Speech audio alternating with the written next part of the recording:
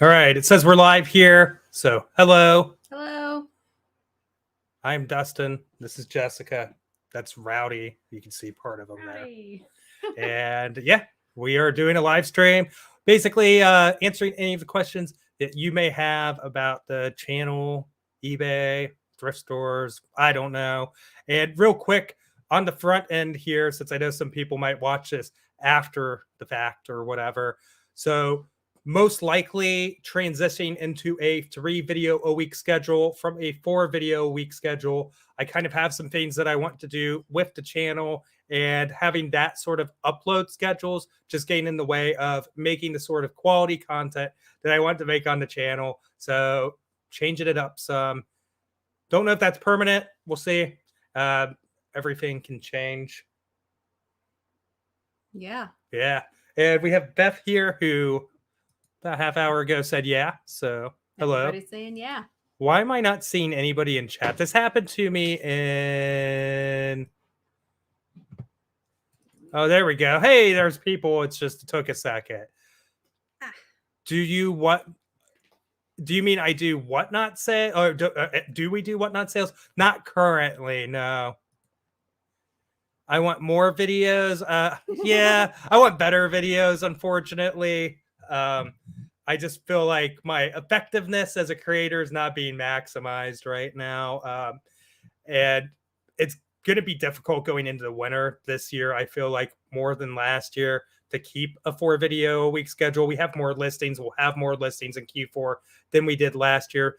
Most likely translating to a higher volume of sales. And that's just going to be more work. It's going to be really difficult to keep up with everything. Let's see. We've got Down the Rabbit Hole. What's up? Hi, Mindy. How are you? chopperstoys.com. What's up? What's going on, Philly Flipper? Philly Picker. Oh, no. Wait a minute. Are they the same person? They're not the same person. Oh, okay. So I wasn't sure. I didn't want to say one thing and be wrong. Well, it's really confusing because it's P and P. Philly So. But hey, what's going on, man? Sorry about that. I was just talking to Philly Flipper. Well, not talking. DMing. Oh, yeah. I've got... I'm networking. I'm a terrible networker. Okay, I'm not going to do it. Hi. Acevedo? Sure. Okay. Just keep going. I'm going to keep going. Sorry, man. But hello. What's going on, Eric? We've got Claire here. You're a great content creator. Thank you. What's going on, Renee? Greetings from the Netherlands. Ooh. What else do we have here? Hey, can you tell me Q3 and Q4? So Q4 is basically the holiday season. So it's it's October, November, December. And then Q3 is now, which is July, August, September. Yeah. Hey, Bearded Thrift Machine, what's up, man? If you guys don't subscribe to him, I really doubt that that's the case, but you should go do it. Do it. And the Philly Picker that I mentioned earlier, since I misappropriated his name. The On the Additional, I think. Yeah, the what solds. I'm gonna figure out a way to kind of implement that in, but I don't think I'm gonna do as much of the like bulk showing of the what solds for right now. They can get long because people don't watch it. Sadly, no, I don't mean some people don't watch it. My Goodwills are raising prices like crazy. Well, they'll probably come back down. That tends to happen. I think it goes in cycles, personally. I mean, it really depends on the store. Hey, what's up, Steezy? Shad Juice, what's up, man? What's going on, Mike? So if you guys don't subscribe to Shad Juice there if you haven't already. Because I just got to say, if you haven't seen one of Shad Juice's videos, you have to watch it. If just for the intro even. Yeah. Because that's pretty cool. I like it. Thrift Mania. I'm going to Dayton Yard Sales, Columbus Sales. So I don't know what you're talking about, man. So I lived in Columbus and used to resell and flip, and I was able to buy all kinds of stuff. And I subscribe, or not subscribe, but I'm friends with a couple people that still do it on Facebook, and I see the footage, or not footage, pictures, words. I see the pictures of their hauls, and they're insane, man. So you got to pound the pavement some more. What's going on, Flip Man? Jay Smith. How how do you feel about Facebook Marketplace now that it has shipping and protection?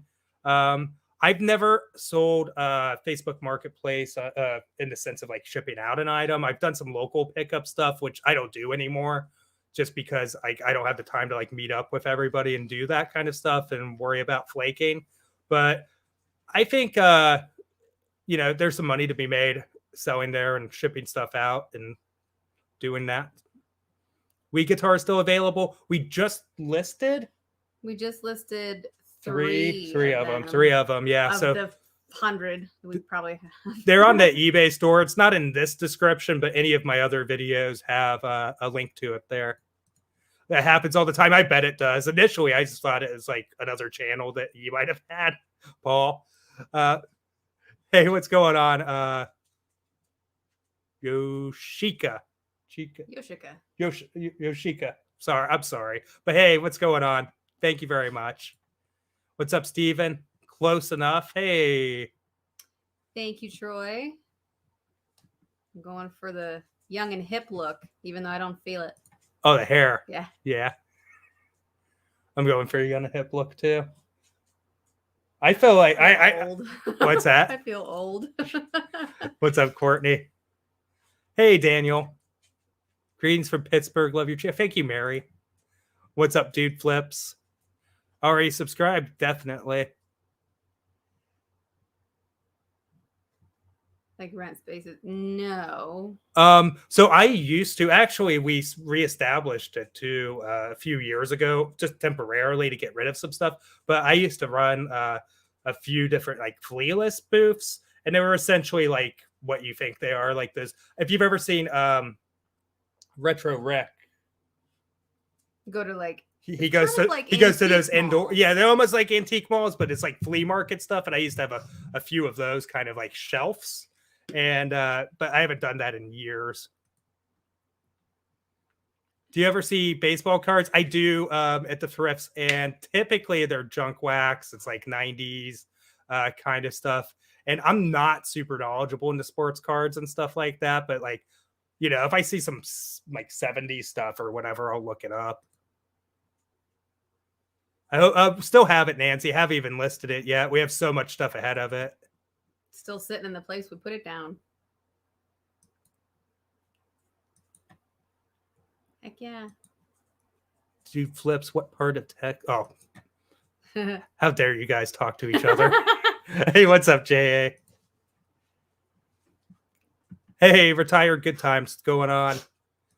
When are you going to be? I don't know. That's up to them. I did listen to the most latest one on Spotify on the way to and from the flea market today with Phoenix Resale. That was a good one.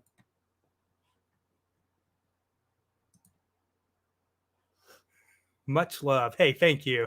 I don't know how to say his name without like getting demonetized. Move the mouse. Oh yeah, probably not. Probably not. Sorry. What do you do to increase traffic to your eBay store? Nothing really. I mean, I know I get a little bit of increased traffic from having the channel. However, we get a fair amount of viewer sales. It's just not like we don't really get a whole lot. It's not like overwhelming. Like most of our sales are just organic. Increased traffic. I mean, honestly, like the best thing you can do is list consistently and just keep listing. I would also say, oh, hey, holy crap. You get to cut the line. What? Is this the invitation? No. I don't know if I could make it an hour and a half on the show. Like they're just such great resellers. They got stamina. Yeah. Hey, thank you very much, Dave. That's crazy, dude. Appreciate it, man. And of course, sub to Dave because you should. Yes. Yes. Yes. Yeah, we like him too. I would have plugged him for free though. But now you have to. Yeah, we didn't pay for that. But yeah, thank you very much, man. My other tip for getting more traffic would be to take all your pictures on a white background because then they show up in Google searches if somebody Googles the item. Let's see. Hey, what's up, Roger?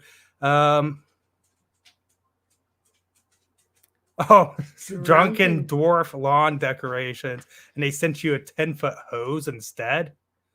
What's a drunken dwarf? I'm looking it up. Okay, she's got it. Because now I have to know. I've had my eye on some. Have you been to the flea lawnmowers. market? Oh God, I used to set up there for years. I love the place, and I've been meaning to make a trip over there and do a video. But like the nostalgia is going to be real when I do it. I haven't been there in years. I absolutely loved that flea market.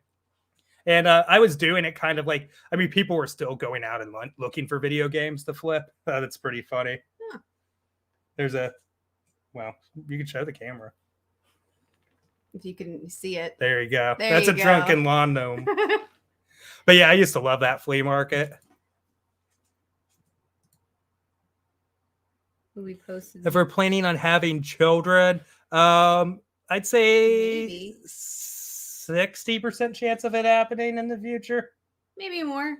We really got to get a control on all of our stuff first. Yeah, like growing this business as rapidly as we have has really made other parts of our life a little bit more difficult. Yeah, complicated. So yeah. Sports cards are rough to do. Yeah, I'm not like, okay, so like I don't mind watching like a game of sports ball every now and then or whatever. Sports. Go sports. But like I just don't know all the players like that, you know, like the really famous ones. Good boy. Hey, what's up, Dark County Picker? Well, that's not far. If it's I ran into him at the Flea the other day. Oh. Well, a couple weeks back now, I think. Hey guys, still a fairly new viewer, fellow vet, but non-wartime. I found you through your Karen video. Oh, okay. Well, thank you very much, John. I appreciate it, man. What branch, by the way? I'm in San Antonio, lol. Oh, Jesus. I'm reading people's stuff that's not even to me. Hey, they got lives too. They want to talk to each other.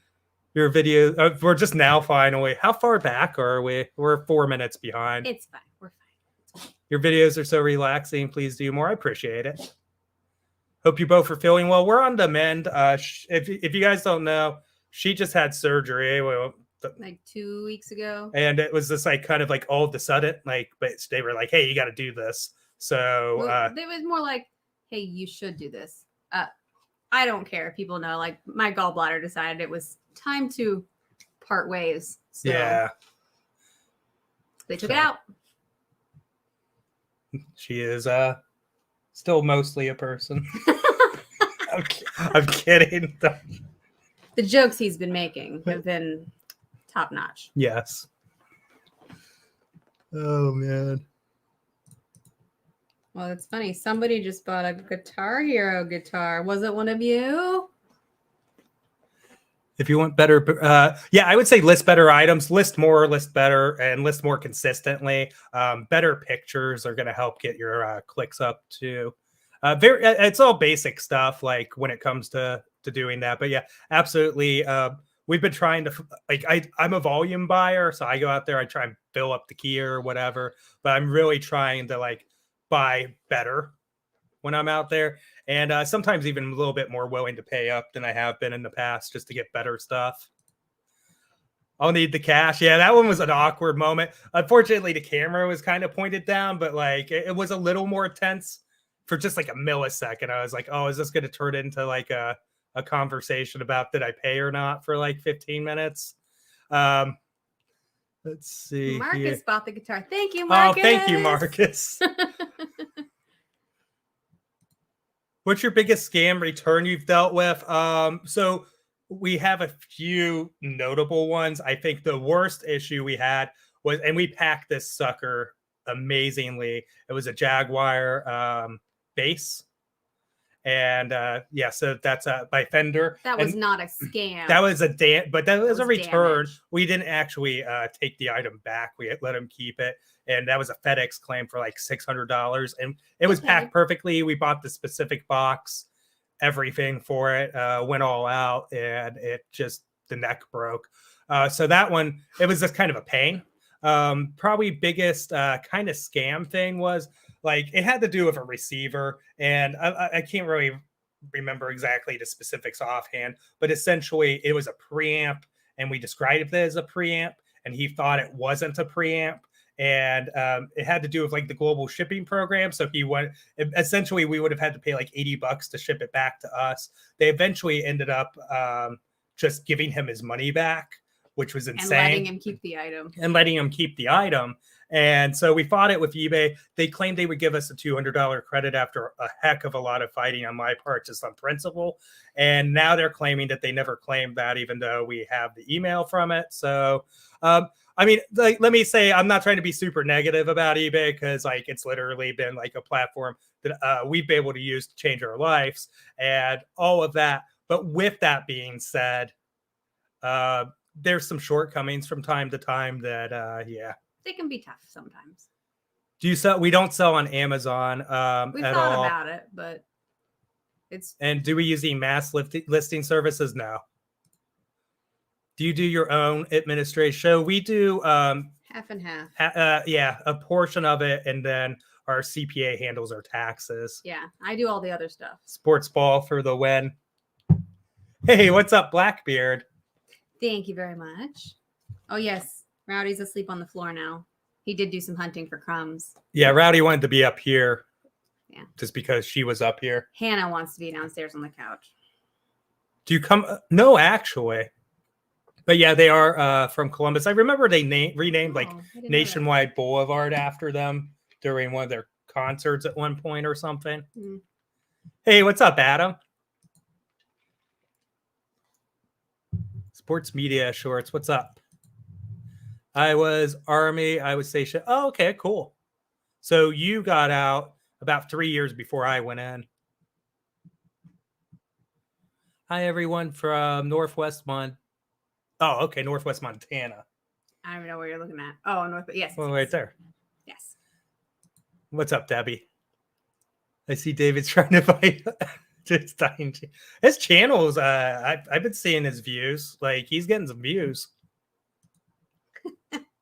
I mean, he paid for that. It was me. Oh, yeah. Thanks again, Marcus. Do you find yourself fighting the urge? So, like, I get the ATM machine is really just automatic teller machine. but I'm still gonna call it. I think it's to the point, as I stutter and go. But I think it's to the point that, like, if you don't say ATM machine and you just said like AT machine, would you confuse people? Or if you just said ATM, say, I'm going to the ATM. Well, no, but like in the context of like, hey, I don't want people to think that this business is like an ATM machine where you just go up and get cash. Oh, I would an say ATM, I guess. ATM machine. Gallbladders are overrated anyways. We are 5 minutes behind now. Hi from the UK. Hey, Paul. Thoughts on media mail shipping going up again? How much is it? Only a few cents. It's only a few cents. Well, here's the thing. Like, the difference between most media mail shipments for small items. Now, like, this would probably have more of an impact. I would say, like, I haven't looked at the rates yet, honestly. Like, if you're shipping out like whole book sets or something, I'm guessing. I mean, honestly, I think when you have an eBay store, they kind of shield you a little bit and give you a little bit more, I don't know, perks. So, but yeah, the media mail is going up and it's not that bad. It's just a little bit. How do you decide the price and what to price an item for if it doesn't show up on eBay? So there's a few routes to take on that. You can look into TerraPeak and see if there's any listings older than 90 days that are sold and check there. You can also check and see like, hey, is this an item that's selling on a different platform like Amazon or something? And, you know, go that route and just kind of see like how much it's selling for there. Why are you looking at me? Like, yeah, you're dying like, to say something. I'm just like waiting, like this way, that way, you know. Well, there's a lot you price it really high, and then wait you can put it up for auction. Just make it up. You can put it up for auction at the lowest price you're willing to take too. That's always a thing. Not sure if it's been. Hey, what's up?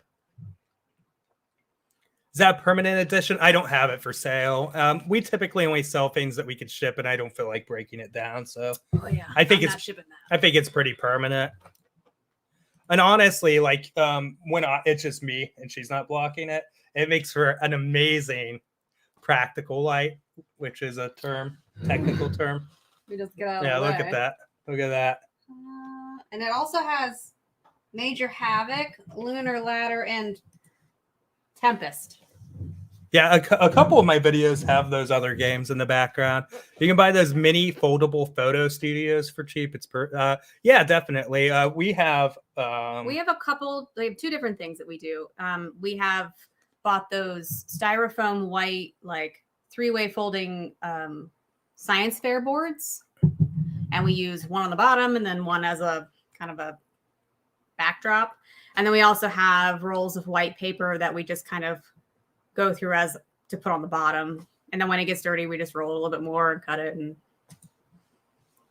hey, Dustin and wife. Sorry, not sure of your wife's name. What is it again? Jessica. That's right. Yeah, the gallbladder took some of her memories with it. What's up, Bible Belt Pickers? Hey, Rex. eBay facilitates scams and they often suck, but yeah, I mean, well, I don't know if it's like necessarily like they intend to. It's just that like any platform that's going to draw a lot of buyers, which is where the sellers are going to go, is going to be pretty buyer centric, because people just don't want to buy somewhere that they don't have like assurances. It's kind of easy to give people their way too if they need to. Been missing the thrifting videos. Well, do I have something for you guys coming up, and I'm not going to spoil anything, but let's just say it's going to be genre redefining. Okay, maybe not that much, but it's going to be good. And it's going to change the way you look at thrift store videos forever. Okay. What? Really selling it. Keep going. Hey, what's going on? Akwi? Hi from Indonesia. As a seller on eBay, we have zero power. Yeah, it can be frustrating sometimes. More than frustrating. Hey, what's up, ABC? How do you clean items without harming items? We use a lot of, what are those? Clorox wipes. Clorox wipes. That's it. We use, what's the white powder we dip the hats in? Oh, OxyClean. OxyClean. Words. We'll wash clothes in the washer. But the really good thing is that he buys stuff so cheap that if he happens to ruin it and it's not a particularly expensive item to sell, then it gets ruined and oops. Hey, Roger. Have you ever sold? So we tried and we got back, hey, we don't want it because it has too many hours. So we do have a couple leads on people that want it locally. And I've just been so busy, I haven't been able to reply to their DMs. So I need to do that soon. Sorry. Yeah, my bad. Between my injury, her surgery, and Just other areas. Yeah, Dave. Quit freshman. It has nothing to do with me. I don't care. Yeah, like volunteering me for an hour and a half of unpaid labor. Well, you know. What was your biggest profit on a single item so far? I don't know. Oh, it's probably Halloween poster. No, I think total profit, because we spent so little, would have to be the 800 disc. 800 is it or 400? Oh, the 400 disc Sony 400. players. Yeah, the Sony Blu-ray changer 400 disc, which are insane. We had three of those. We sold all three of them. And I bought all three of them for $50 total at that pawn shop, which was just insane. Yeah. Do you feel that offering free shipping? I don't know. I feel like when we made the transition, we saw an increase in volume. I'm not huge on like the whole like free shipping versus free paid shipping argument, because I think both models can work. And I've seen people succeed with both too. So we do have a few items that we will charge shipping on, but it just depends on what it is. Hey, what's up, Nona? Oh, it's 10%. Oh, wow, that's more than I thought. Like that when I read the that is a good chunk. I mean, honestly, like I think we're getting to the point, unless you're buying DVDs in lots or like video games in lots, that like if you're going out to the thrift store and you see a game and you're spending $2.99 on it, you got to be getting like $15 out of that now. And I just think that's like the new reality of it, because shipped, that is, like you can't just go like the $9.99 free shipping video game. Yeah. It's just kind of not worth it. Now, if you're getting a bunch of games at once or something. Hi from Jackson, California. Very few yard sales here. What's up, Mel? Went up 30 cents. Oh, we're looking here. At the cash register machine, we go and check out at the U-Scan machine. Or get it delivered. we get delivered a lot. We're hooked on grocery delivery lately because it saves time, and that optimizes how your ability to work 18 hours a day. Probably doesn't save like us Gary money, Vee said. Yeah. Next, we'll be hiring a personal chef. Do you ever feel like the longevity of your business might be infringed upon by the ease, quickness of people be able to find values of items? So, like, the thing is, if you want to fire sell anything, you're gonna have to sell it for cheaper. It's just how it is. So, like, we have to hold on. We have to hold on to things though for like 60, 90, 120 days sometimes or more just to flip it. So like people trying to go out to the flea market with it just aren't going to get anything but like a fraction of that. Any tips for blowing up a brand new YouTube channel? Asking for a friend. I mean, if he knew. Yeah. If I, who you're asking me? Like I had to make like 430 videos to get to this point. But no, in all seriousness, I would say consistency and upload schedule. And that doesn't mean like you have to be like me, where I was doing everyday content and eventually for a week content or anything like that. It's just, if you're taking this seriously, if you're doing it for hobby or for fun or for anything like that, throw this out the window. But I think that's a big one, is consistency. Thumbnails and titles are pretty important. There not being too much of a disconnect with what your thumbnails and titles say versus what's actually in the video is probably pretty important as well, even though I sometimes might send there a little bit. But hey, I would say even if you clickbait, it's always based in like truth. If it's based in reality, too terribly, bad. So I would say that. I mean, I know that was a pretty basic answer. Who was your inspiration to become a reseller in YouTube channel? So as to become a reseller, I didn't really have much of any inspiration. I know that's gonna. I think that was just more of circumstance. It was definitely more like I'm broke and just out of the army and need to make some money, so just started flipping. And then I stopped for quite some time and got back into it. And the inspiration for making my channel, I mean, it's a lot of the big names. So you got like Sazay Picker. I was watching Matt, part-time pickers, a lot of them. Oh, Kevin from Commonwealth. Well, I woke up super early to go to the flea market today, by the way, guys, like 5 a.m. or something. So like she's missing her gallbladder, so we have excuses. But yeah, I would say I don't want to miss anyone. It's impossible. There's a lot of channels. There's a lot of channels that I watched. Yeah. Use Photo Room. So yeah, I think it's good. I think Photo Room's good. It's just, for me, it's like one more step in the process, so we just don't do it. And we use a white backdrop instead. What's your favorite item to flip? So I'm really big into video games personally. I know that's kind of divisive in reselling, like, oh, video games, like that's all you do, and it's not or anything, but like they're easy. They sell easy stuff. They ship easily. Easy and stuff. I'm really interested in them. I do like when we take in Nintendo Powers, especially in video game magazines, because I was just addicted, like literally addicted to those magazines growing up as a kid. And I just, it's so much nostalgia going through those to list them. How about you? Your favorite thing? Oh, easy stuff. Anything that will fit in a standard box, doesn't take a long time to ship and pack and all that stuff. So new wave ovens and bread makers. Got it. What's going on, Big D 777? We've got NH Nate here. Speaking of new waves, $20 new in box. Nice. making that money, man. Yeah, but somebody else got a better deal who was standing in front of him in line. Oh, Selling a but printer. they left that new wave for you. And, How nice. And of now them. everybody wins. Tell us more about the redefining genre of thrift store videos. So, okay, I literally, it's a series, and I'm going down to 3 videos a week. So 2 of them will be like normal videos where like, you know, like yesterday's video, which was really the ideal of how I want my videos to be.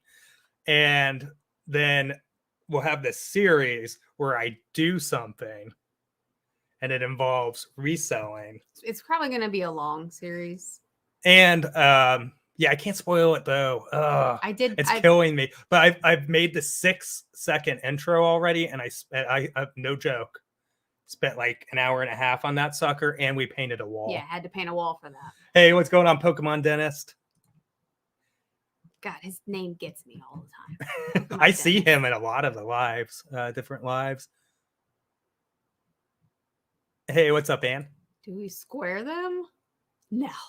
Do we square all your pics? I find that's my You make sure it's on a white backdrop. Make sure it's not. Oh blurry. yeah, That's just it. start snapping those photos and like, are they clear and look decent? It would be great if you guys could start a daily life travel kind of vlog channel. You guys are awesome. Well, the problem with that is that we don't go anywhere. We travel Ever. Hey no, guys, we're going flea market. We're going to the garage sale. I'll stay home. Oh yeah, we do have magic erasers in our arsenal. Agreed.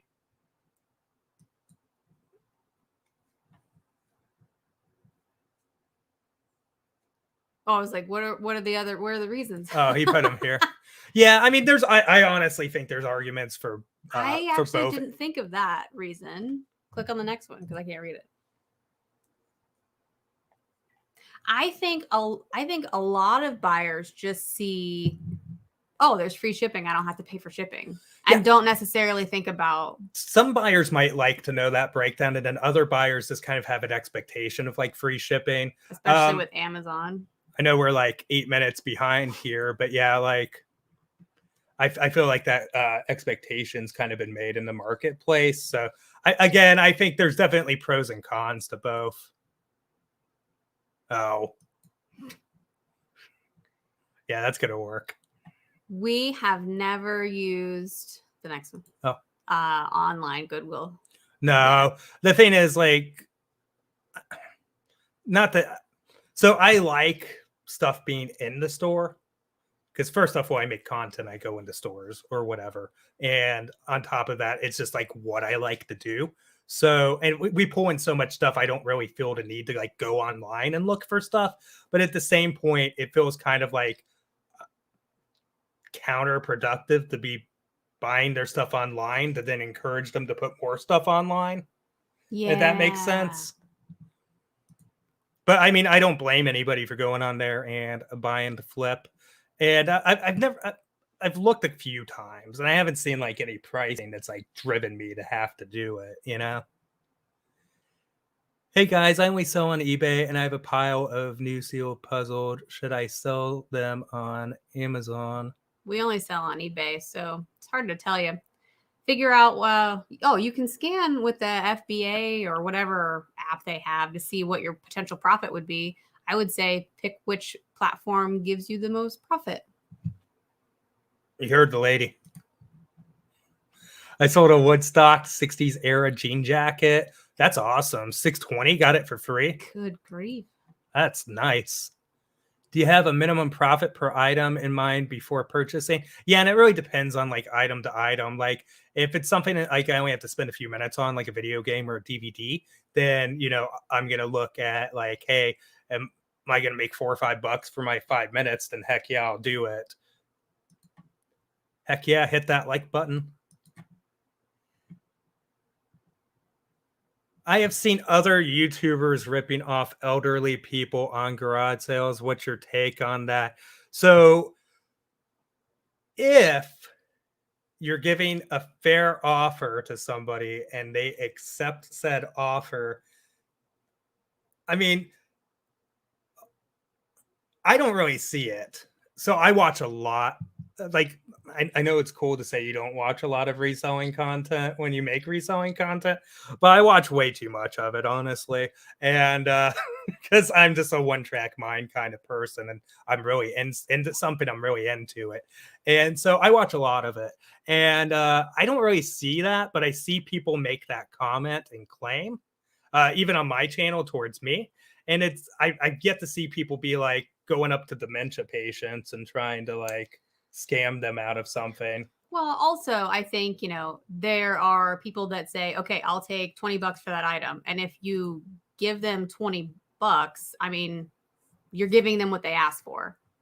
And also, yeah, that's another thing. Like you'll pay what they ask, and then people will be like, oh, you should have paid them $50 instead of $20. But no, it's usually like you paid them $200. You should have gave them like. But I like the comparison too of like, if you're running a business and if you sell pencils, you want to make sure that you manufacture your pencils for the cheapest way possible so that you can sell a quality product still. You're not going to go out and buy even more expensive materials to sell your pencils, because then like you're not going to make any money. Okay, so we're going to churn through everything to catch up with 1 second or 1 sentence responses. This is a good one. I think you should respond to this one. I respond to him relatively poorly, honestly, and it's not very productive. It's not very productive how I respond to him. I see you're a Star Trek fan. I have never been to a convention, but that does sound really cool. I want to go to like the Columbus Comic-Con or something. They have a Star Trek cruise? That would be neat. I've never been on a cruise. Oh, but is it new Star Trek or 90s Trek? Because 90s Trek's where it's at. Difference. Huge difference. Yeah. Even though the new show, Strange New Worlds, pretty decent so far. Had a couple hang-ups, but I get confused about the conversations they have with I'm like, fish. What did you talk about? Fish? Wait, what? Scroll down. Thanks. Been with you. Oh, thank you. When will Jessica make a video? Girl power. I am not the star of the channel. I am. She actually has featured every once in a while. A few videos where she took the lead for the most part. So like the 1600, it's a thumbnail where she gets all the golf clubs and it says like 1600 real big. I don't get to go shopping very often, so I don't really get to make content. So I guess this spoils something else that we're doing, because I have a video coming up about that topic, not related to what else. But yeah, we're currently cross-posting on Mercari and Posh right now. Not very many items. Slowly. Most exciting moment you've had in 2022? Moment. Well, if you had to say day, I would say like that best yard sale day of my life, where I bought like, all the military stuff, the video game lot, a $5 KitchenAid stand mixer, and all of that. That was pretty insane. All of which have not been listed. The video games have been listed. Oh yeah, because those are easy. Well, yeah. All the rest are in the dead pile. Well, don't tell everyone that. I mean, hey, oops. They know it's realistic. Sorry to be so tough on the financials. Hey, no worries. Used watches, yes, and I'm not super knowledgeable in that area, but yeah, there's definitely money to be made in certain watches. What's up, Mark? I mean, is it really spoiling it to announce it on the live?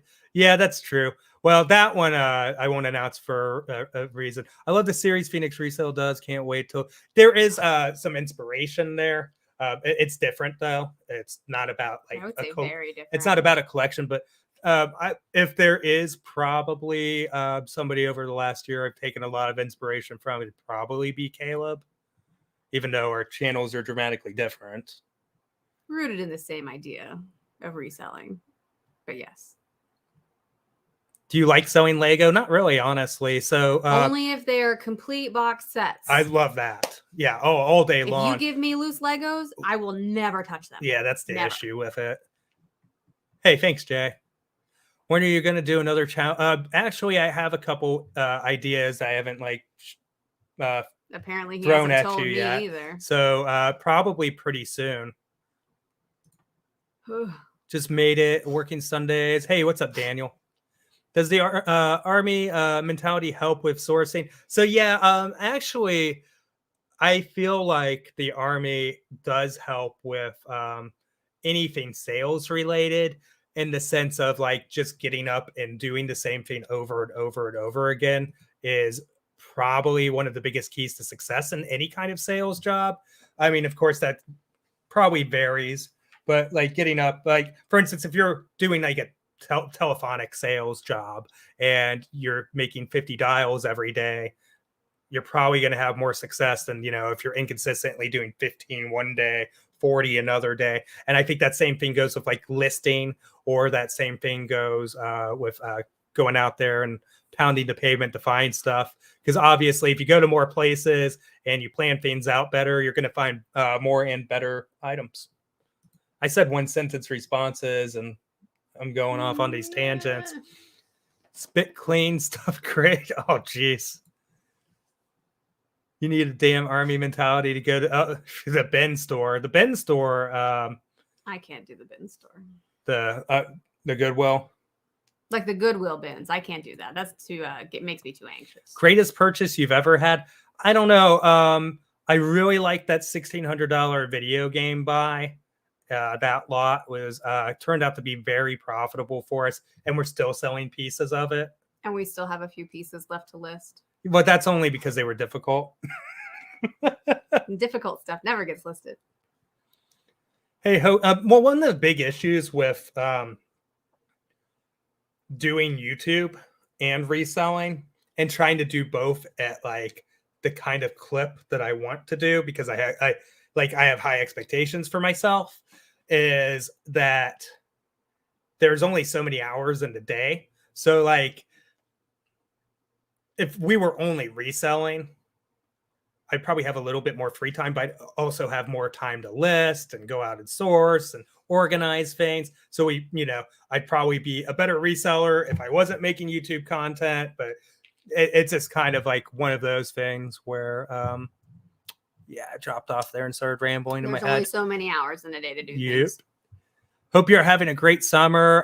Potentially gonna do the 127 sale, but just the part of 127 that kind of follows like the Dayton area. But maybe I'll go the other direction. Ooh, then maybe that could be oh no. You can't tell people till the thumbnail drops. You didn't hear any of that. Or you don't get clicks. Do you ever do retail arbitrage? So I was doing retail arbitrage before it was cool. And no, back in the day, I would literally go to like Giant Eagle's, a grocery store. He invented retail arbitrage. I didn't coin the name though, but yeah, they almost named it Retail Dustin, but they thought arbitrage sounded better. Uh-huh. Yeah, because they were gonna name it after me. Keep going. But no, I just don't do much of it anymore. When selecting items to flip and pay up a little bit, what is your profit margin or profit made? It really depends on the item. Like, how easy is it to store? How long am I going to have it? How quick of a flip is it going to be? So it really does vary. And I'm becoming a little more lax on it as I try to sell bigger and better things. Yeah. Are your air conditioners gone? Yep, we sold all of them. That was a really great buy, by the way. If anybody's unaware, I only have like 4 or 5 shorts. And one of those shorts is the why did I buy all these a pallet of air conditioners in the winter?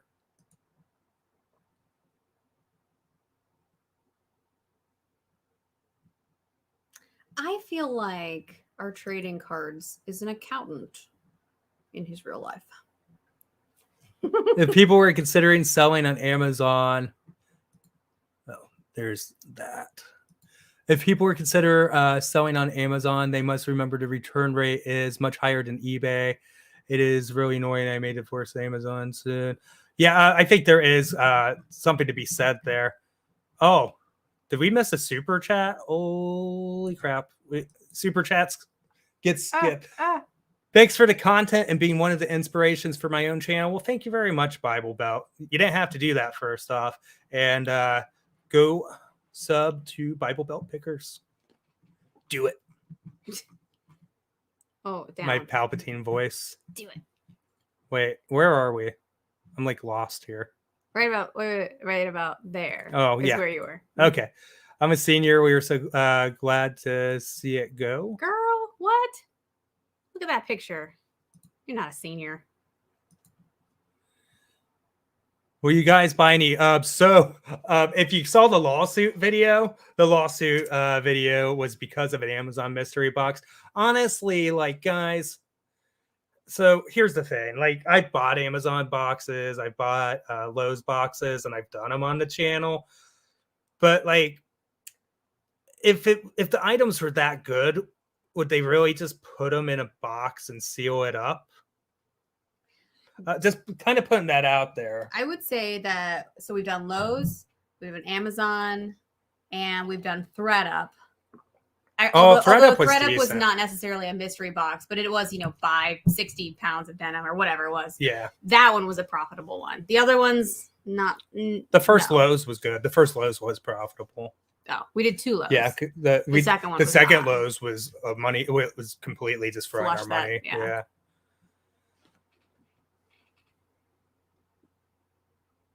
The people that say they have no idea about reselling on an e-commerce platform, I think that must be a response. A response.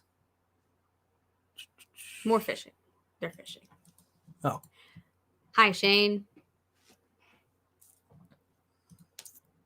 Biggest flip was a vintage synthesizer and was also you were able to keep it. Oh, okay. There's a love connection up in Anchorage, Alaska. We are catching up. How do you feel about Whatnot? Personally, it seems like a weird scam to me. So I'm really on the fence about Whatnot. So like, not everybody knows, but I used to be on Twitch and partnered and whatever. So like, I actually have a fair amount of live streaming experience. You wouldn't know it from this stream, but yeah, that was it's kind of a forte of mine. And yeah. So I'm kind of interested in that. I do see like going on there and trying to get rid of a lot of stuff quickly. I think that, there's some merit to it. So I'm on the fence on it, honestly. Do y'all have any vacations planned? Never. Goodwill, we're probably next year. Goodwill online is criminal bidding, drives the prices insanely high. Yeah, I've heard that the prices can get up there pretty high on it. Please make a video showing the death pile. Oh, Lord, no. So, like, I don't know. As I was growing up, first off, my mom's amazing. So this is a positive story. But she would always be like, the house has to be, very clean when anybody comes over and sees it and all of that stuff. So like, yeah, that's probably going to be a tough one to show. I do plan on showing some of our stuff in an upcoming video though, but I can't. To put that in perspective, we've lived in this house for just over 2 years and I don't think we've ever had anybody over. No, we have. We used to have Corey over multiple times. Twice. Before we started the business for like realsies. Your husband is really talented. Hey. Well, yeah, you tell her, Lily. You said that. I didn't. What's up, Charlene? Thank you. Are you like me and get anxiety and weird adrenaline rush? So I do have some just underlying anxiety issues, unfortunately. But certain things don't give me anxiety. And for the most part, I don't get it at garage sales. On occasion, if like somebody starts acting really uber competitive near me, then all of a sudden, that might trigger some anxiety. I don't know. I bank selling loose. Yeah, actually, somebody was like, you should have bought all these Lego minifigs. I probably should have off this guy. Autistic picker. What's the best way to determine what a certain toy figure is? Google Lens. Oh, yeah, you just said that. Use Google Camera to find certain toys. Life. We really heavily rely on just Google Lens. And then it's a shame that eBay took away their picture. It's back. Is it? Yeah. No. I like Lens better. Oh, thank you, Scrumpy. I like that they call their trunks boots. Yeah, boot sales. Are you going? I'm not going to it. Honestly, like. Wait, is that the one in South Carolina? Like, well, it's in North Carolina. Oh, what? But yeah. Whatever. Carolina. We just have like so much going on. I think this is going to be this second half of the year. We're going to do a lot to kind of like restructure how we do things into the beginning of next year, and hopefully we have some more sanity coming our way in 2023. Maybe, or it'll just get crazier. Oh, hey Tyler, it's been like 3 minutes. We are so behind on stuff. Guys, never feel obligated to send a super chat, but thank you very much, Tyler. Click it.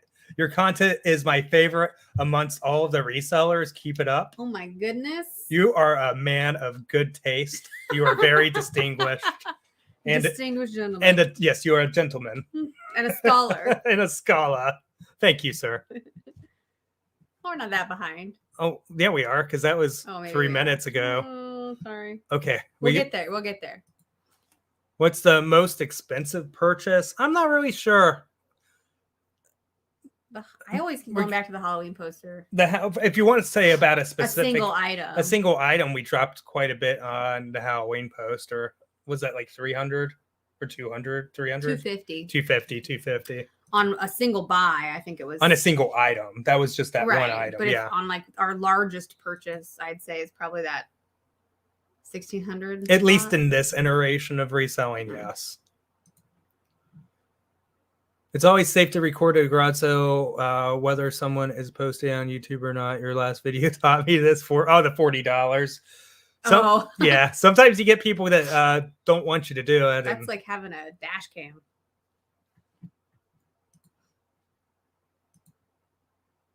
Good for you, Lily.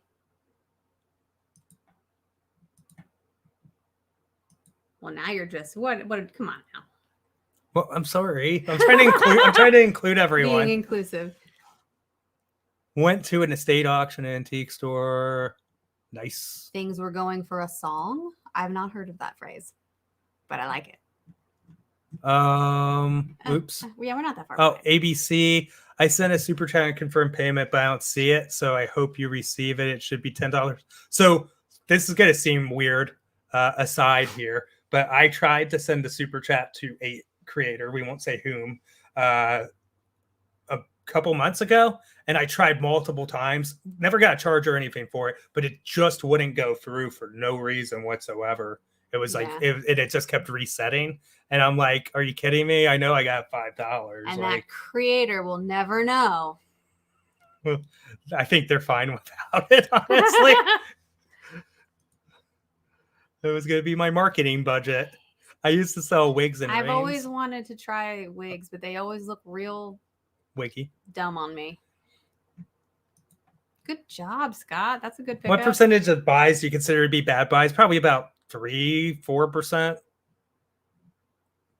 She's thinking higher? Maybe a little bit higher. Well, and not because they are bad items, like the actual item, but it's sometimes they don't work, or the battery compartment is exploded or something like that. That makes it something that we have to damage out. Hey, what's up, Sandy? Everybody's buying new waves. Better them than you, because I'm tired of I'm tired of storing new waves. Will Robo Walk-ins return? Probably not. So again, that's from the Twitch days. Which artist or performer do you think is the most profitable in the? He's gonna say himself. No, he means like if you're going and buying like somebody that's made a work of art or a musician, like their stuff. Ooh, I can't even think. I know there's I suppose it would also depend on the item. If you're talking about vinyl, there's one where there's an Elvis record, and I'm not like super ultra knowledgeable on it, so correct me if I'm wrong, anyone, that has like the insert, so that's different than the other ones, and it's worth like a crap ton of money. So maybe Elvis. if you're getting the super rare stuff. You ever think about getting a storage locker We type have of one. office? No, storage loft. You have to read the whole Oh, sentence. excuse me. Actually, kind of. That would be cool, actually, to have a setup like that. Yeah. We do have a storage locker, but not a They were locker trying to slash close. office. They were slowly closing out. We got a house full. When the man at yesterday vid started not remembering, yeah, for just a second there, I kind of thought that was gonna like turn into something, not like, you know, super hostile or anything, but I'm certainly glad it worked out the way it did. Yeah, because that guy looked like a big guy. He could take you out.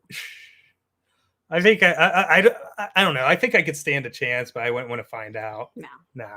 It never occurred to me that maybe other countries don't have yard sales. Yeah, yard sales are pretty uniquely American. I know they have them in like Canada and stuff like that, but like it's pretty much kind of an American-centric thing. Somebody's gonna correct me and be like, "So what do you do in Finland?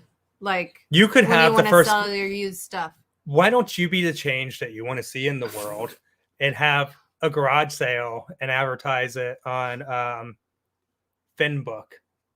Ugh. Facebook. I'm sorry. Oh, okay. Was that corny? Yes. Yeah. Okay.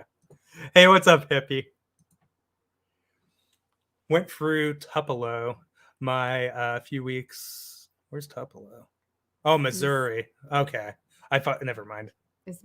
MS is Mississippi. Mississippi. Missouri is MO. Yeah. This is Mississippi. Yeah.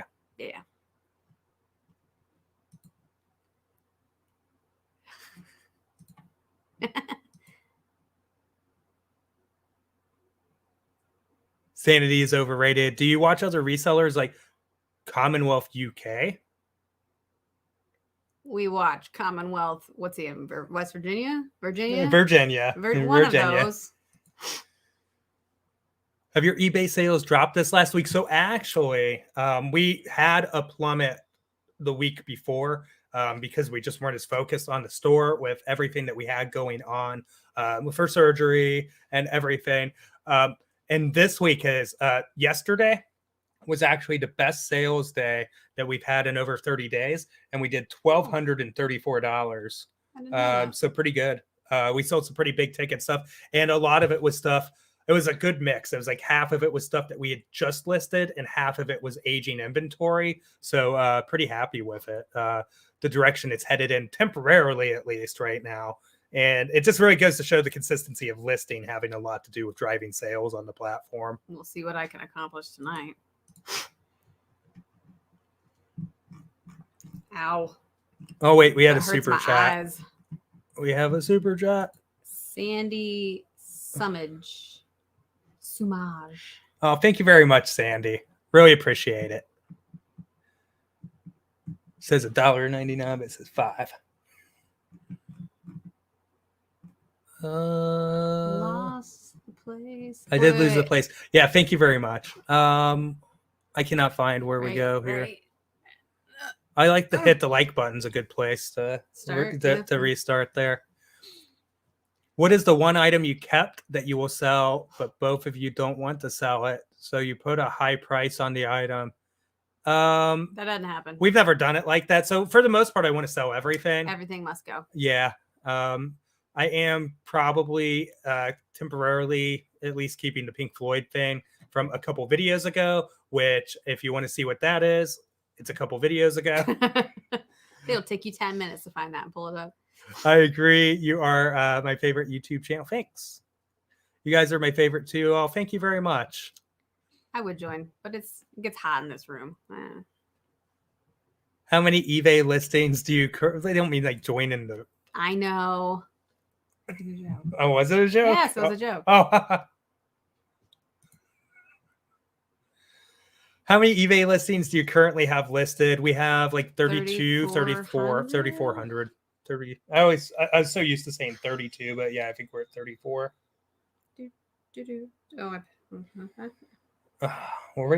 We are at 3,313 items. And a lot of things to ship. And it looked like about 41,000 for our 90-day total. So yep, just about. Slightly rounding. My son and I recently started reselling part-time. Oh, thanks, Christian. Yeah. Well, thank you for watching and good luck with the resale journey. That's insane. Someone called the police on you for recording. Yeah, that was nuts.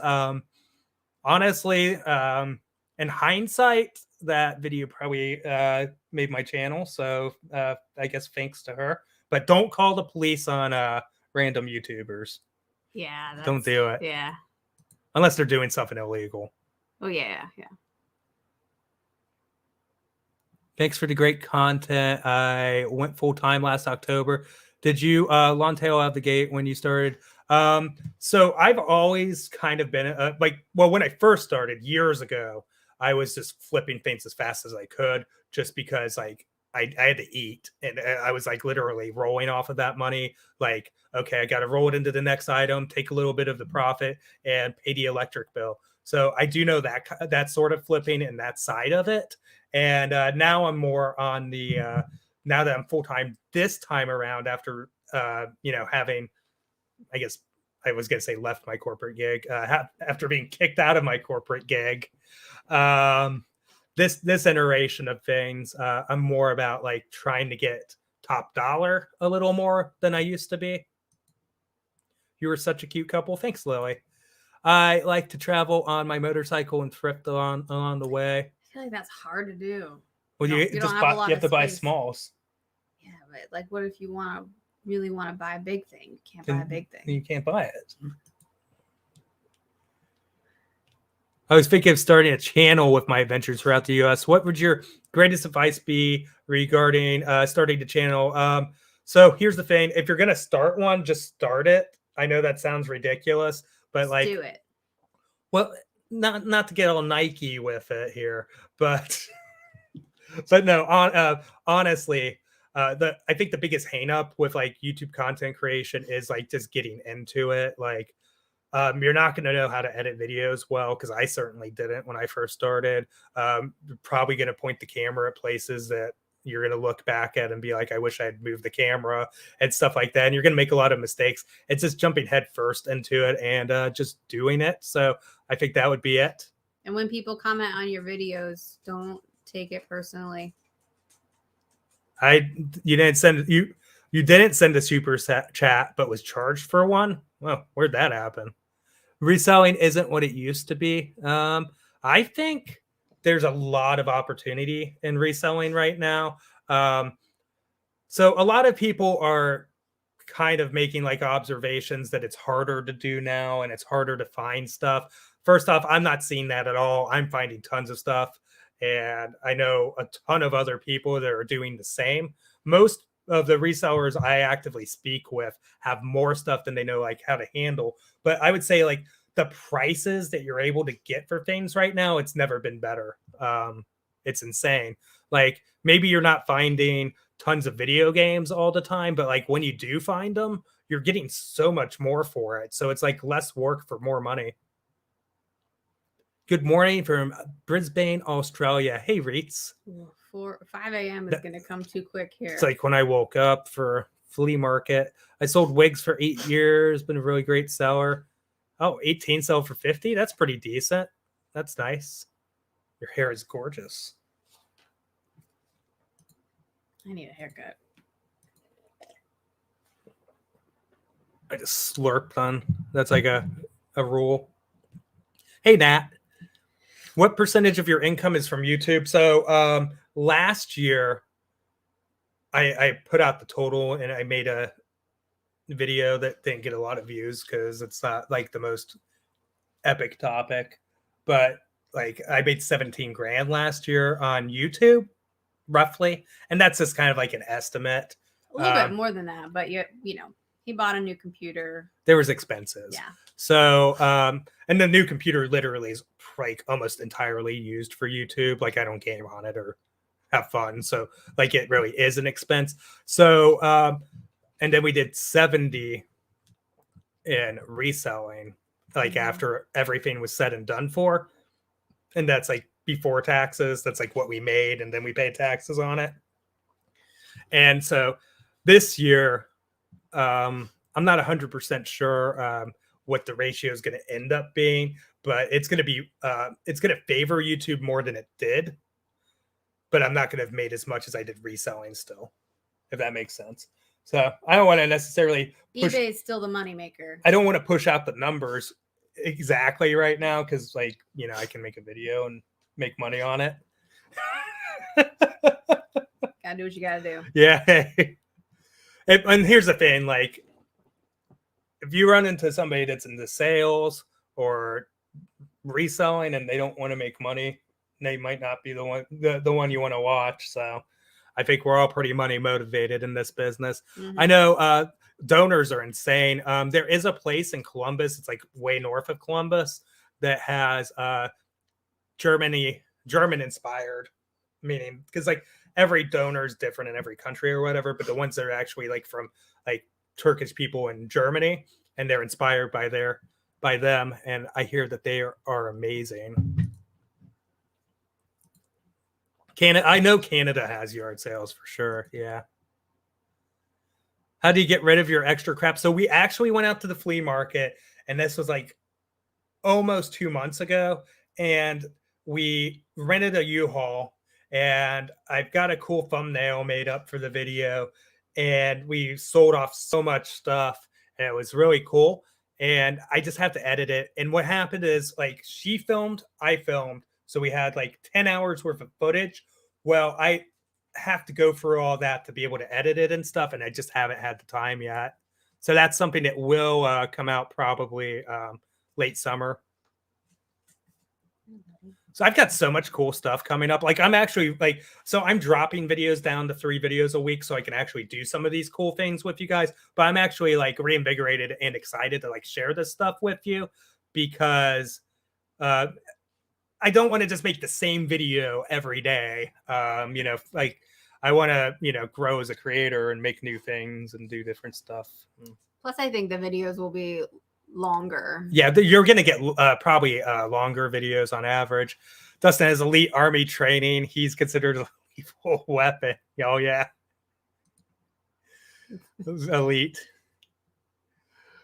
I love watching your videos and trying to learn and find things I should look out for at yard sales and thrift stores. Well, that's awesome. I'm glad it helps you. I would say videos, all of the creators' videos are pretty good at helping educate. Yeah, the vast majority. Yeah. You need to pay for that, I know, right? As you were scrolling, I thought he was calling you a potato, but his name is Russian Potato. I've been called a potato. I used to be on Twitch. You called me a potato. You are a potato. Have a huge yard sale to get rid of extra stuff for $1. We actually have a yard sale video. It's not one of my better edits because I was newer, but like if you scroll like way down into the beginning of my channel where we did a yard sale. Not everything was $1. There's a pretty good picker in England who has a channel. That's cool. I know there's some overseas flippers and pickers I need to start watching. Yorkshire picker. What are the general clothing prices at the local Goodwills in the Dayton area? So Goodwills do have fixed prices on their clothing unless they're marked. And I want to say like jeans are like $5 or something. Like a t-shirt's like $3.50 now. So it's kind of high, honestly, because like the thing is, like, if you're getting a pair of like Miss Me jeans and they missed pricing them up, and they're $5, that's a bargain. But if you're buying like some really beat up Levi's for $5, like, and I'm not like Walmart Levi's, then I do know that our Goodwills, if they see like super brand name things, like what's the thing they sell? Is it Lululemon? Like they priced like all of the Lululemon shirts that they got in. It might not have been Lululemon, but something like that, like $8 a shirt to $10 a shirt. It wasn't. It's LuLaRoe. LuLaRoe, that's what it was. And then the LuLaRoe pants were like $25 or something. No, well, we did buy some a lot of the jeans from LuLaRoe. Yeah, I can never say it that's right. Right. They priced their jeans. And we got at it. $25. We got them for like $8 a piece, and we've been selling those at like $60 a piece at a slow pace. Yeah, we still have a couple, but yeah, but they've been. I mean, it's all profit at this point. Dogs clicking around. That's okay. He's looking for crumbs. What would you recommend buying locally?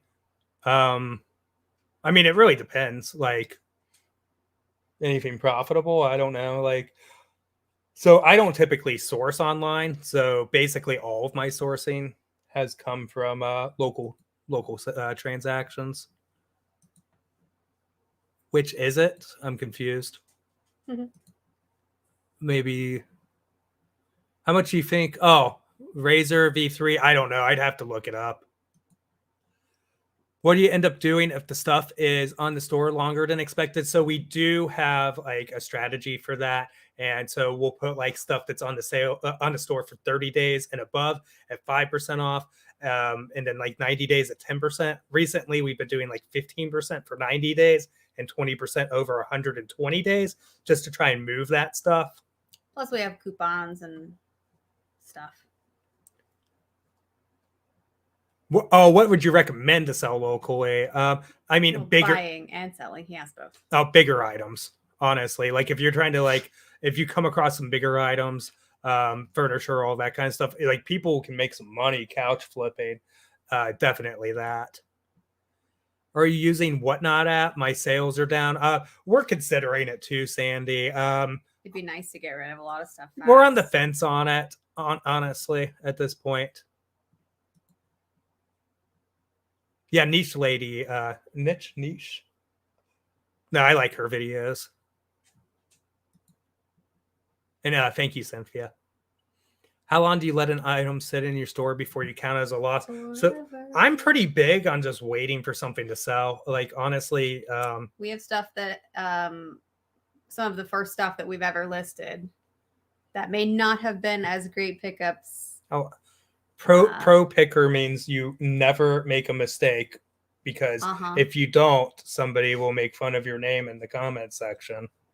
And eventually, we'll think it's insanely witty. We might take them down eventually and do something about it. Hey, what's up, Wolf's lady? Come here. Your videos are enjoyable because of all the dad jokes along with the actual helpful reselling advice. Well, thank you, Ashley. See, all right, Dad. I got the jokes for it. What's up, dude? What's the longest distance you've been to yard sales? So I don't do a lot of traveling. Like, I don't really feel like...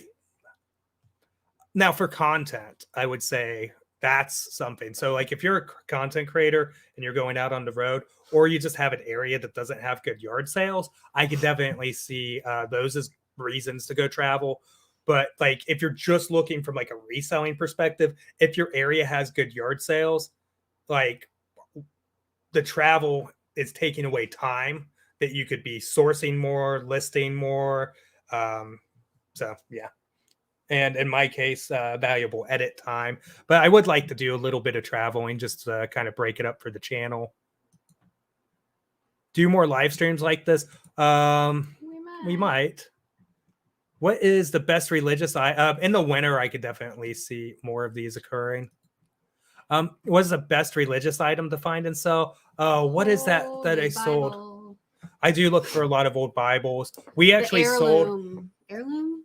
Yeah, heirlooms can be okay, but we sold a big Roman missal. Oh, the Roman missal, that's a good one. We sold that recently, and we sold a giant, and I paid $1 for it, but like the binding was all torn up in it. Well, that was an antique. That way, yeah, it's over 100 years old, so it's an antique. I'm gonna pull it up. Pull that up. Might have sold. Every time I click to go into my store, I click through to see the feedback, and I'm like, okay, did I get any negatives? And we're good right now. But I don't have anxiety issues. I totally don't know, and I'm all the way across the house if we have a negative, and I haven't even looked. Shut up. Okay. So an antique Holy Bible pictorial family embossed from 1884. If he can figure out how to show it to you. How can I show this to you? Nobody knows. See, Rowdy's frustrated that you can't figure it out.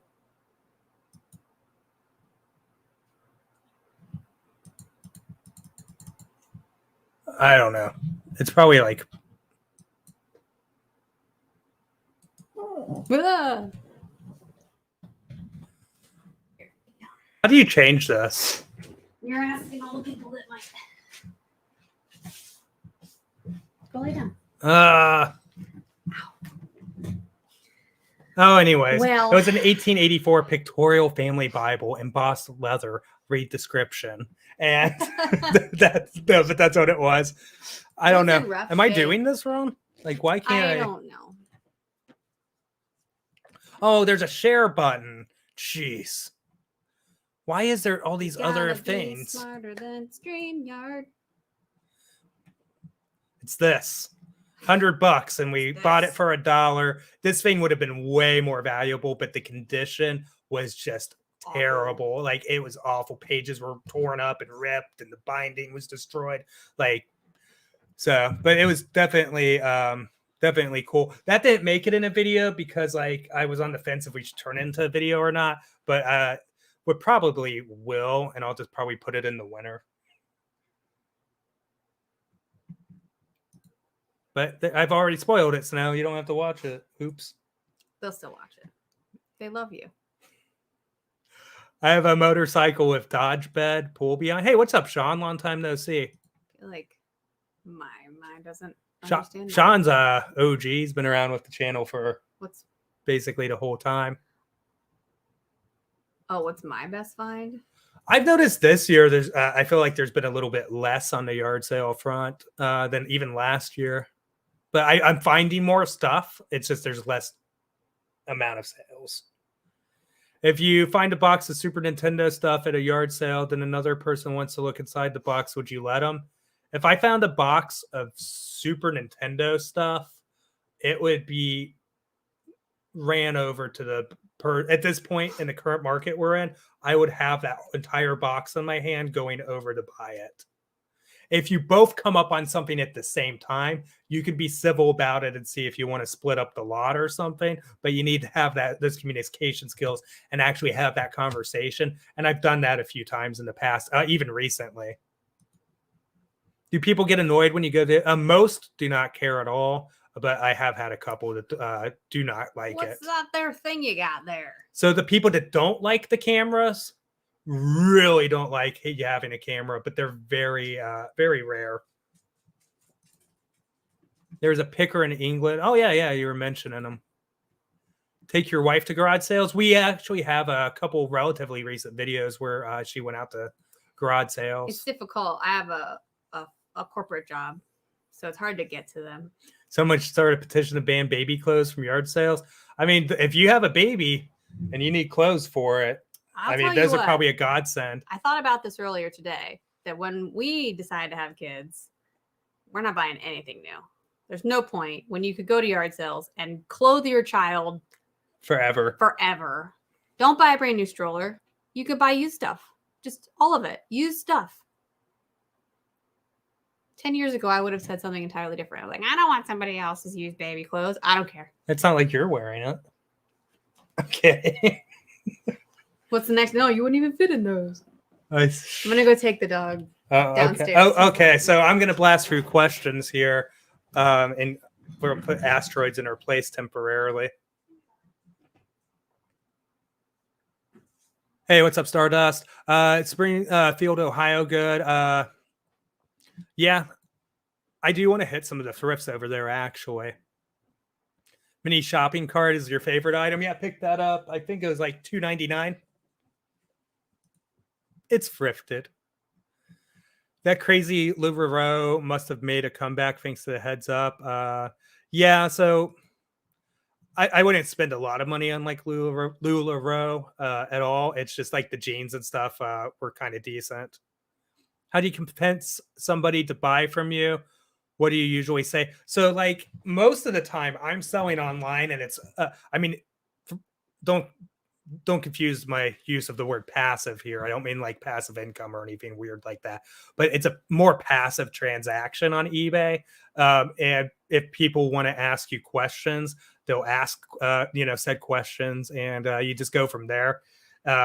If you're in person and you're trying to sell something, typically one of the biggest things that you have to do is overcome objections. And that's more of like an actual like sales training kind of question at that point, which I was successful at all my sales jobs except for my last one. Can I cut in really quick? Yes. Just want to say hi, Mom. My mom's watching. Oh. She texted me. She's like, I can see you. You're playing with your phone. So, hi, Mom. Hello. So be less inappropriate. Got it. Well, I hope you get my super chat up. I don't see it. But and that's okay. That's okay. That's okay too. Appreciate the sentiment. Thank you very much.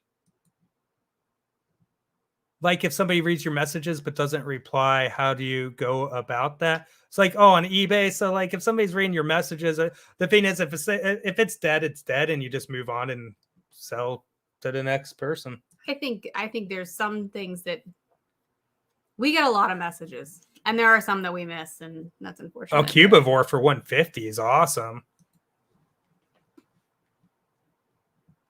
Love the puppy. Oh yeah, that's Rowdy. What's that? My mom said hi back. Oh. The dogs are senior dogs. Yeah, they wouldn't make it yard sale. They don't have. They only have enough stamina to take a walk around the cul-de-sac. Yeah, there's a cul-de-sac across the street, and we just go there. What did I used to do? So I sold basically legal tech items, software. So basically like legal research and practical guidance to corporate attorneys and compliance officers.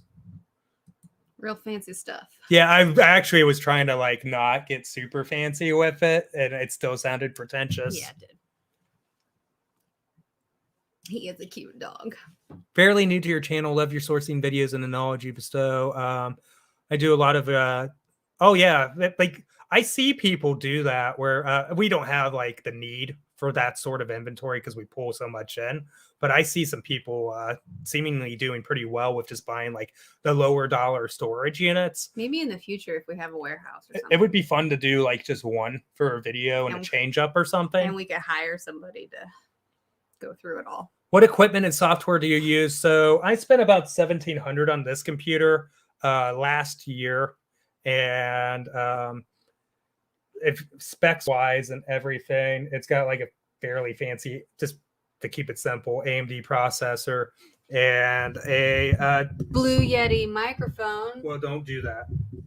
That's sorry. Well, no, because they hear all the noise. Sorry. Of rattling it around. I didn't mean it. Plug your ears. Just I hope that didn't kill you guys. Like I did it really softly. But yeah, and I use VideoPad, which is not a great editing software, but it's not as bad as I probably bashed it in the past. And I use OBS and GoPros and that kind of stuff. You watch? I'm familiar with Cartnarks. I not on YouTube. I haven't seen much of them there, but I've watched them on TikTok. TikTok. That makes you seem old. Because I am old. Have you tried Uship? We haven't. Never heard of it. I've heard of it, but I haven't tried it. You were so upstaged by your dog. I know. He's a hit, man.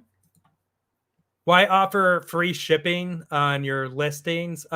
So I'm not like a massive proponent of like you have to go free shipping or you have to go this route or that route, because I think there's pros and cons to both and there's advantages and disadvantages to both. But I believe personally that you do benefit algorithmically on eBay, and you're going to show up higher in the rankings and search, and that's going to help you out. And I think and this is why I do it, there are reasons not to do it too. I would say as well that there is a lot of customer expectation these days to not have to pay for shipping, and people just sometimes just look for, hey, what's the best deal free shipping wise? So I do think it boosts overall sell through. And so I think it's a psychological thing too. Yeah, people like to see free shipping. Dog's downstairs now. What a sweet dog. That was Rowdy, and then Do you want me to go get Hannah? The other dog She is needs to make an Hannah. appearance. If you'd like, I'll go get the other one. all right. Man, there's nothing like the rush of finding something valuable. I know, right? What's up, Keen of Days? Is that DayZ as in the Arma spinoff? Because I played way too much Arma on Twitch. How often do you play the Asteroids game? Not too often. Mainly just kind of use it because I enjoy the nostalgia of having it. We can look it up on the Souls. And oh yeah, you're at when I was looking at the Bible there. I lost stuff. Has been requested. You gotta quit hitting the desk. Sorry. It's just like the mic, dude. I'm sorry. Meet Hannah, everybody. Everybody's leaving because you're destroying their ears. You're like, oh, lift up the mic.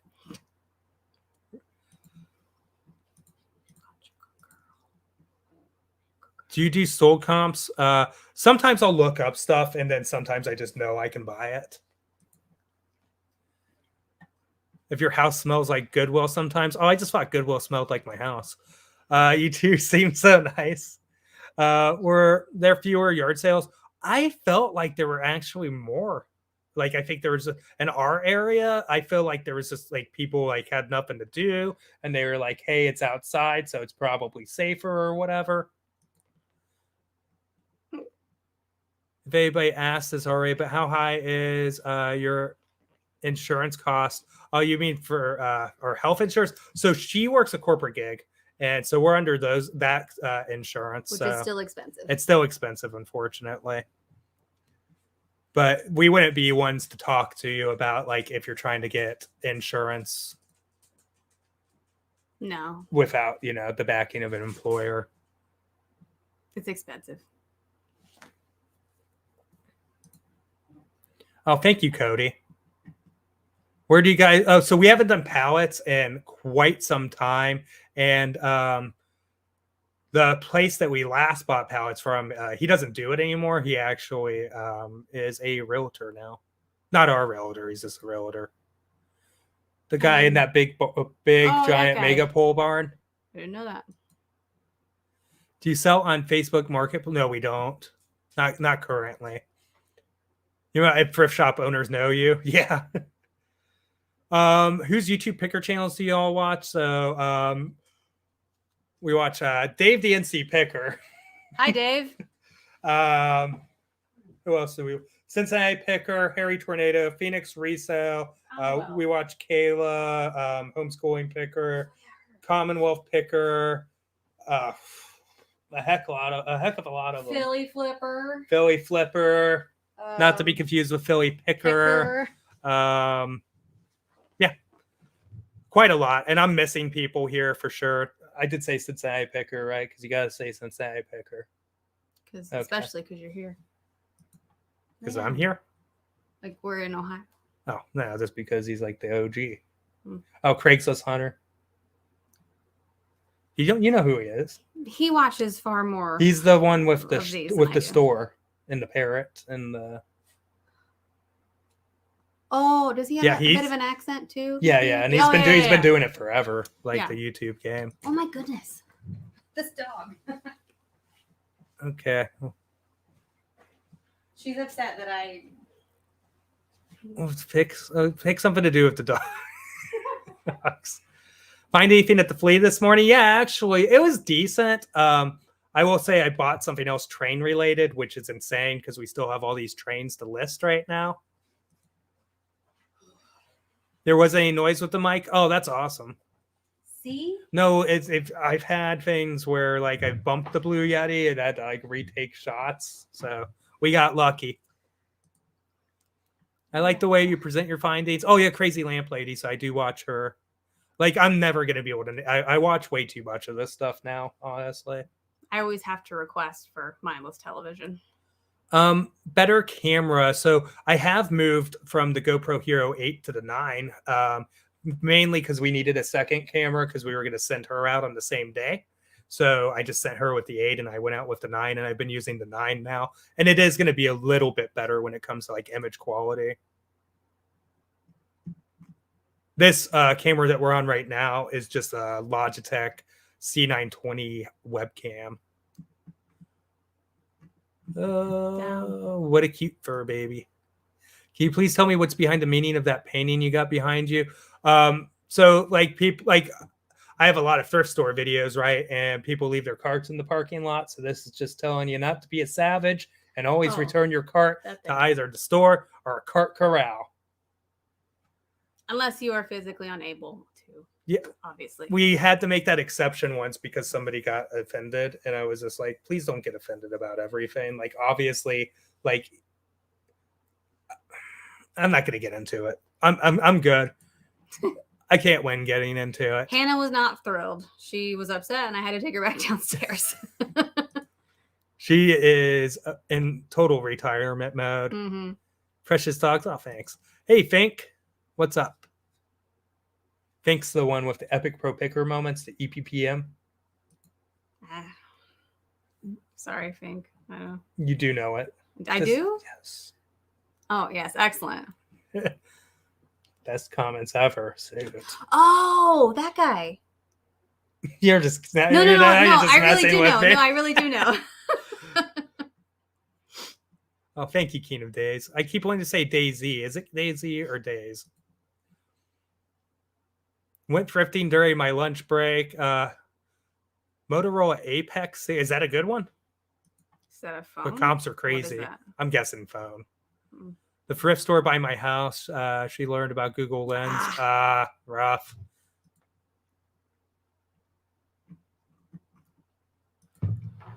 Dude, we're catching up. Do you feel that trading cards are still worth going after? I mean, the right cards are probably still worth going after. I think it's like anything, grabbing the right stuff. I'm not the biggest into like the trading card scene or whatever, but like, you know, if it's the right stuff, I think it'll always sell. I don't think like going out and buying junk wax necessarily is going to be very fruitful ever. Thank you for answering my questions. I would have took the Nintendo box also. Yeah, it's very circumstantial. What is the items you make the most profit? I think we did doing pretty well, honestly, on golf clubs this year, of all things. I'm not a golfer, so I've been forcing myself to learn kind of the game a little bit more than I did last year. And we've sold way more golf clubs this year than we did last year because I've been actively buying them. And we're making some pretty crazy, not just like margins, but just like entire gross profit from those deals. Like, you know, like we'll sell something and it's like, here's $200 we just made, you know. I mean, of course, before taxes and stuff are accounted for. But I will say you put that as a focus to find them this year more actively than you did. And I've been asking at sales about them too. What I do in the Army, I was Signal, so communications. I supplied secure, non-secure internet and phones to units that I was attached out to. Wow. Mm-hmm. That one's Hannah. Oh, well, thank you, Soul. She said hi, and then she said bye. Did you go for the big Hot Wheel box? Do you mean the box from the sale where I bought everything for like $50 and it was pretty... because that one, I think we allotted up. Or it's inside? No, he means the Series 1 and the Series 2, the ones on cards right now. So we're going to get those lotted up soon and listed. Yeah. Yeah, that's because we were missing one, missing a couple in the series. We couldn't make a complete one. Good night, Movie Ghost. Oh, yeah. Have a good one. How big is your death pile? Sizable. Enormous. Picker and Miss Picker. Hey, it's going pretty good, McCormick. I lost my place. You're up right there. Like, because I clicked down one. There. I use a chest mount, and I typically cover it with like a little light. It's like a hooded workout thing.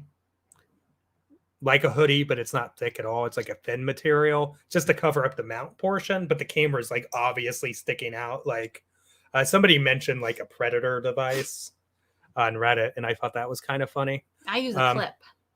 Yeah, she uses a clip the times that she's went out, and the vast majority of people don't mind it. The people that do mind it tend to really mind it, and most people that don't mind it are pretty. I'd say actually they really mind it, but they're nice about it. But then occasionally you get ones that like aren't so nice about it. There is an issue, I feel like, with a lady at the flea market has been a little off kilter about it.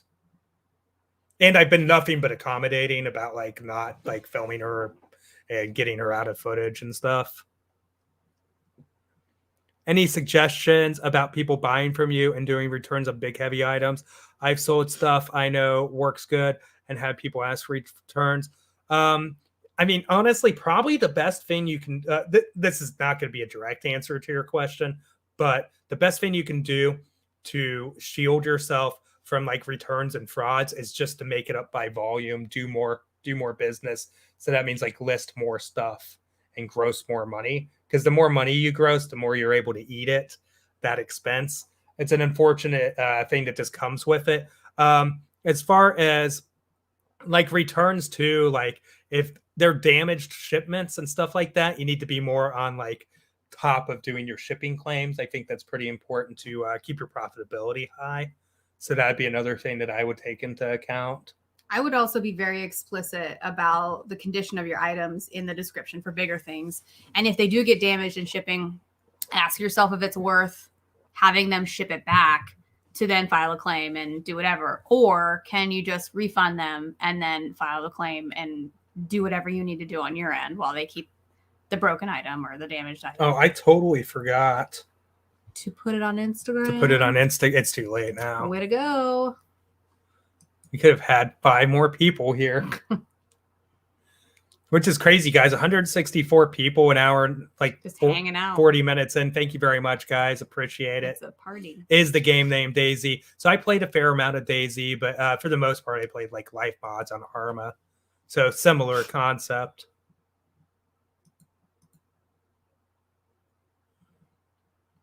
Hey, what's up, Georgia Picker? Yeah, that one. Do you ever go to the Kellogg? I haven't been, Chris. No, I haven't been to that one, unfortunately. Where's that? I'm guessing Northern Kentucky. I've heard of it. Well, yeah, I can read. In Northern Kentucky. In Northern Kentucky. Where is that? I'm guessing it's on Kellogg Avenue in Northern Kentucky. You're the worst. It's actually on Post Cereal Lane. I'm sorry. He's not sorry. What is your favorite thing you've ever found? So I mentioned this earlier. I really enjoy when we find like it's nerdy, but Nintendo Powers and video game magazines, because like listing them is actually not a chore, because I like really enjoyed them and was hooked on them as a kid. I'd say he likes the nostalgia finds to a fault. Sometimes we'll just pick it up out of nostalgia, and it might not necessarily be the best item. Everything I buy is amazing. I didn't say it was. Yeah, and makes millions of dollars. Okay, fine. Hundreds of thousands. I think we're a ways away from 1 million. Do you guys get... So I know I owe some responses when it comes to the autographs, and I just haven't had the time on Facebook and Instagram, but I promise I will get to those. And what's my favorite thrift store? So locally, I'm probably at the point to where like I'm with the independents. So like I kind of in Valley, I'm enjoying it. And American Thrift right now. And we're going to get back into some more thrifting content in the near future. Oh, thank you. How do you schedule all that you do between you? It's just basically constant work. Yeah, we work all the time, but I would say I work every day, Monday through Friday, basically 8 to 5. And we both take pictures, and then I constantly make drafts so that we can meet a listing goal of like 20 things a day. But he'll do pictures and a lot of the YouTube stuff, and I'll do listings and pictures and shipping and stuff. I'll do like we can do shipping too, but yeah. So you were in the Signal Corps? Okay. Do you still hit bin stores regularly? Not as frequently. I actually do have 2 visits to a bin store that I'll probably turn into one video. just because I don't think it would be enough for one video, just one each trip. Hey, thanks, Pork. What, it's fun saying that? Yeah. Hey, what's up, Isaiah? Have you found any vintage wrestling figures? I actually bought a couple that I don't think are super vintage, but they were like zombie wrestlers today at the flea market. Oh, I was like, I haven't seen So those yet. if we had them nearby, but I think they're still in the car, I'd show you. Listening and listing, nice. We should like list while we talk. Yeah, near impossible. Oh. This is draining enough.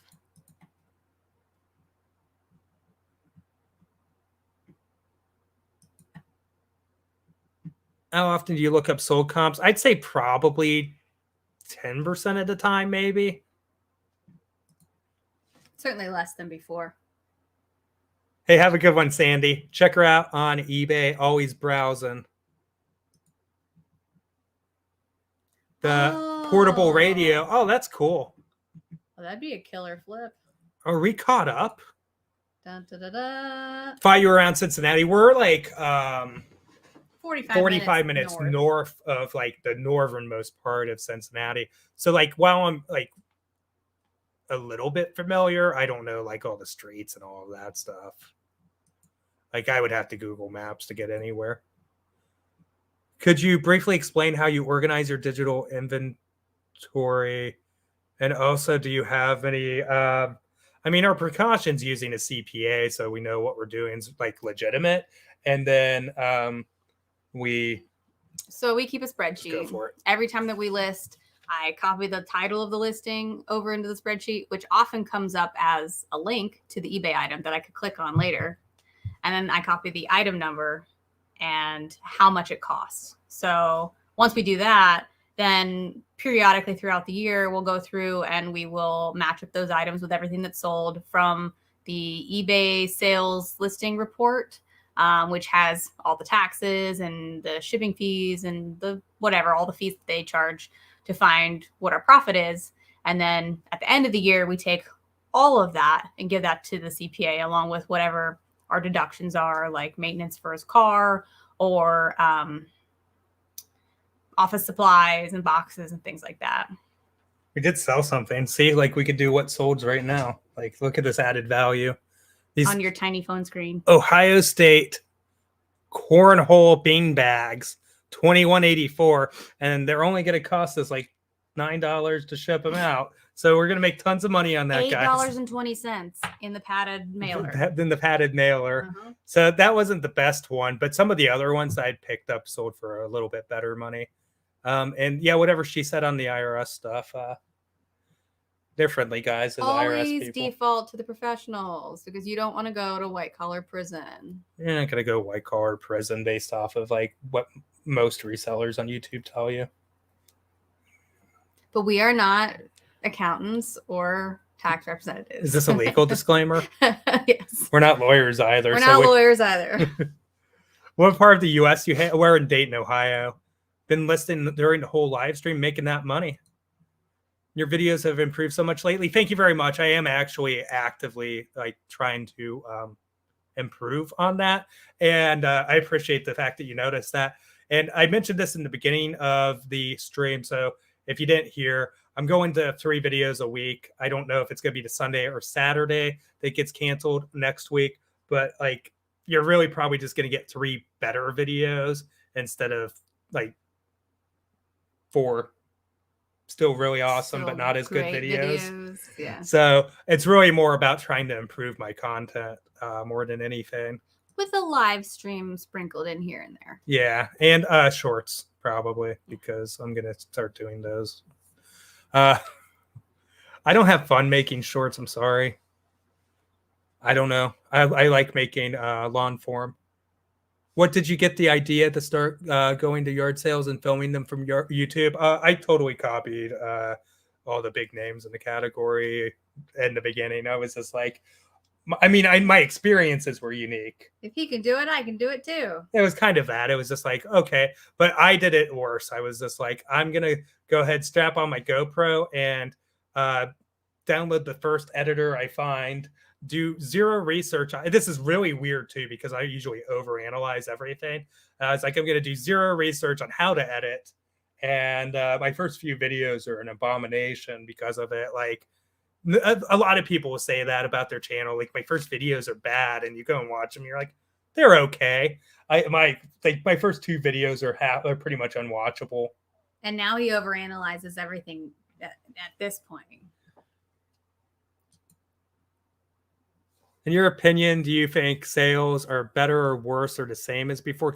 So our sales have, except very recently, have we hit a slump? Our sales have been up overall since COVID, and it's mainly because we've just listed more and better stuff. We did still have the summer slump a little bit that most eBayers experience. How long have you been reselling? So 2 years this time around, and around 3 years or so before. Yeah. In the early 2010s. It was a 39 Echo. Oh, I was like, I don't understand what those words mean. Oh. In the military. Oh, 39. Oh, yeah. Yeah. How did I know that? An MOS. Well, no, because I'm reading so quick. I'm just like 152 watching and only 117 likes. Come on now, people. That means there's been like probably 1,000 people through here in the last 2 hours. So that's impressive. You could do his model. Junk Drunk Mantiques. I do like Commonwealth Picker shorts. Commonwealth Picker seems like a real... Kevin. He called me out for not knowing his name. He was joking. I know his name's Kevin. He's one of the few have a real name that I actually know. But he seems like a real salt of the earth kind of guy. At least that's the way his YouTube salt of the earth guy. Yeah, like just we're out of stuff to like comment on here, guys. So we were gonna wrap up at 4, but chat's letting us down. I'm kidding. Do you think sourcing is harder nowadays since everyone cleaned house during quarantine and not donating as much stuff? Oh my goodness. No. I don't know. Like, I've heard people say that stuff, but then like they'll say that to me, like other resellers. They'll be like, "Yeah, it's so much harder to find stuff now." And then it's like they talk to me about their garage full of stuff they haven't listed that they've been buying, and I feel like there's plenty of opportunity out there. There's never a shortage in the United States of America of people trying to get rid of their crap so that they can have room to breathe. And there's always opportunity around the corner. I think that if you didn't have a YouTube channel, you wouldn't have to buy for like the next year based on our death pile. That's way of an over exaggeration. What? We got a lot of stuff. We have a lot of stuff, but we don't have that much stuff. And the fact is, like, that's probably true because we do a lot of our stuff sits in like. We would burn through. We would burn really quick. We would burn through it so quick. If I didn't have a YouTube channel, we'd be listing like 50 a day at this point. That's true. Yeah. Kevin, I feel like he's pretty legit. I think he's on the up and up because so he's going out there and he's buying smaller stuff than like I do, for instance, in the sense of like maybe like the threshold you want to sell something at, but like it's just like what's available in his area. Yeah. Yeah. So like I do occasionally buy Tupperware, for instance. I know like they joke about the Tupperware thing on their podcast and whatnot, trash to cash, but like I occasionally will buy it, but I pass on it quite often because like, it might be marked at like $4 at the thrift and it sells for 18. But I think he shows a very good way of like people that are trying to get into it like part-time and in the beginning, even though he's full-time. Yeah. Whatever I'm saying, I totally mean as a compliment. So please nobody rephrase this. Yes. Pro Picker. Yes, that's right. Pro Picker said that about Commonwealth Picker. You'll never be on the Trash to Cash podcast ever. Quit volunteering me for like unpaid labor here. What is your advice on preparing for Q4? List as much as possible. Get the stuff on the platform before Q4 hits. So by the time Q4 hits, you have a bunch of stuff to sell. Because once you're starting to ship a lot of stuff, it could slow down your listing, especially if you have like other things taking your attention. Like me, it's YouTube, or it's a job and stuff like that. Once you start having to ship like 30, 40 things a day and stuff like that, it gets hard to start like getting as much stuff on the platform as you can. So whatever selling platform you're on, there you go.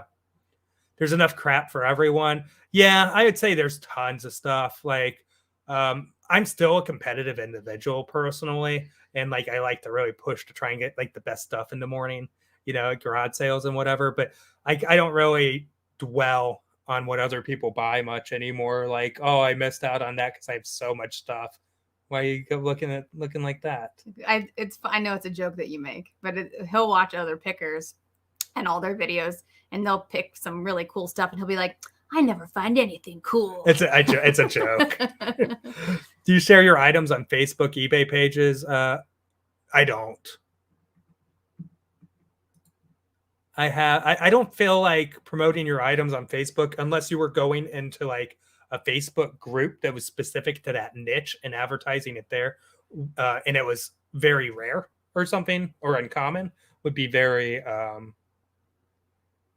very productive, like use of your time personally. I mean, if it works for you. I would say if you just keep your pictures on a white background, people can Google for the items they want, and it's likely to come up in the search. Because Google favors everything that has a white background. I have about 6 months worth of videos to edit. When you started on YouTube, how did you get people to notice your channel? So that 6 months worth of footage, I wish I was sitting on that. So if you just want to send that footage my way, and I can, just edit around your arm, pretend it's me, that would be great. I'll pay you. But no, I mean, honestly, like, first off, if you have 6 months worth of footage and you're running around and you're filming, it's time to start like really editing that out and turning that into content. While having stuff set up for the winter is good, people do have a tendency to like recency. So like 6 months out, I don't know. If you're in Michigan and you're like, hey, here's my yard sale videos in the winter, some people might have a disconnect with that. I don't know. But I'm just rambling a little bit when it comes to that. I would say, like, as far as the actual question you asked, I just produced a lot of content. I did have a mention from Cincinnati Picker in the beginning, which helped get an initial amount of people in. Then it kind of calmed down for quite some time. And then I started having better thumbnails. Honestly, because I noticed with better thumbnails, I started getting more traction. And yeah. Take the time to make your footage into quality content. Don't be in a rush. And the thing is, like, when you make those, when you do make your video, if you spend like 4 hours on a video and you've edited it, you got to spend more than 4 minutes on the thumbnail. I mean, it just comes down the last video I had, which is awesome. If you haven't seen it, guys. No, I mean that not egotistically, but I'm actually pretty proud of this one in the sense of it's the kind of video I want to be making. Like the 2 previous videos prior to that really weren't the kind of videos I want to be making, but that one really was. And with that video, I did like 4 or 5 different revisions of the thumbnail to get it to that point. And it's a 1 out of 10. It's doing better than like all of my last previous videos and the last 10 videos. So what's your favorite place to source? Probably garage sales overall. That's where you get the best prices. How do you clean stuff amid COVID concern? We do use Clorox wipes. And I mean, obviously, like clothes and stuff, we wash in the washing machine, and dishes the dishwasher. Actually, Kevin is one of the few originals. Yeah, he's awesome. And just how much content he edits. He mentions he does it all on the phone too, which is crazy. That blows my mind. Yeah, it really does. But if I'm working, I'm behind a computer kind of guy. That's just who I am. So it's just like different mentality, but like seriously, he produces so much content. But he can do that. That's the good thing about that, though, is that he can do it like on the go. Make his wife drive, sit in the back seat with the kids, and just edit. I don't think that's how he does it, though. He said that once. Oh, like did he? that when they go out, she'll drive. Like if they're going out to other yard sales, maybe. If what I recall. Oh wow! Remember like trying to read a book when you were a kid in the back of the car and then getting like that like car sickness? Yeah, I didn't get that.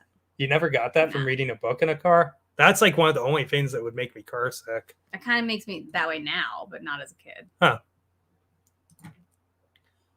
Oh, V-Gate Essingen. Hi there, watching from Philippines. Oh, thank you.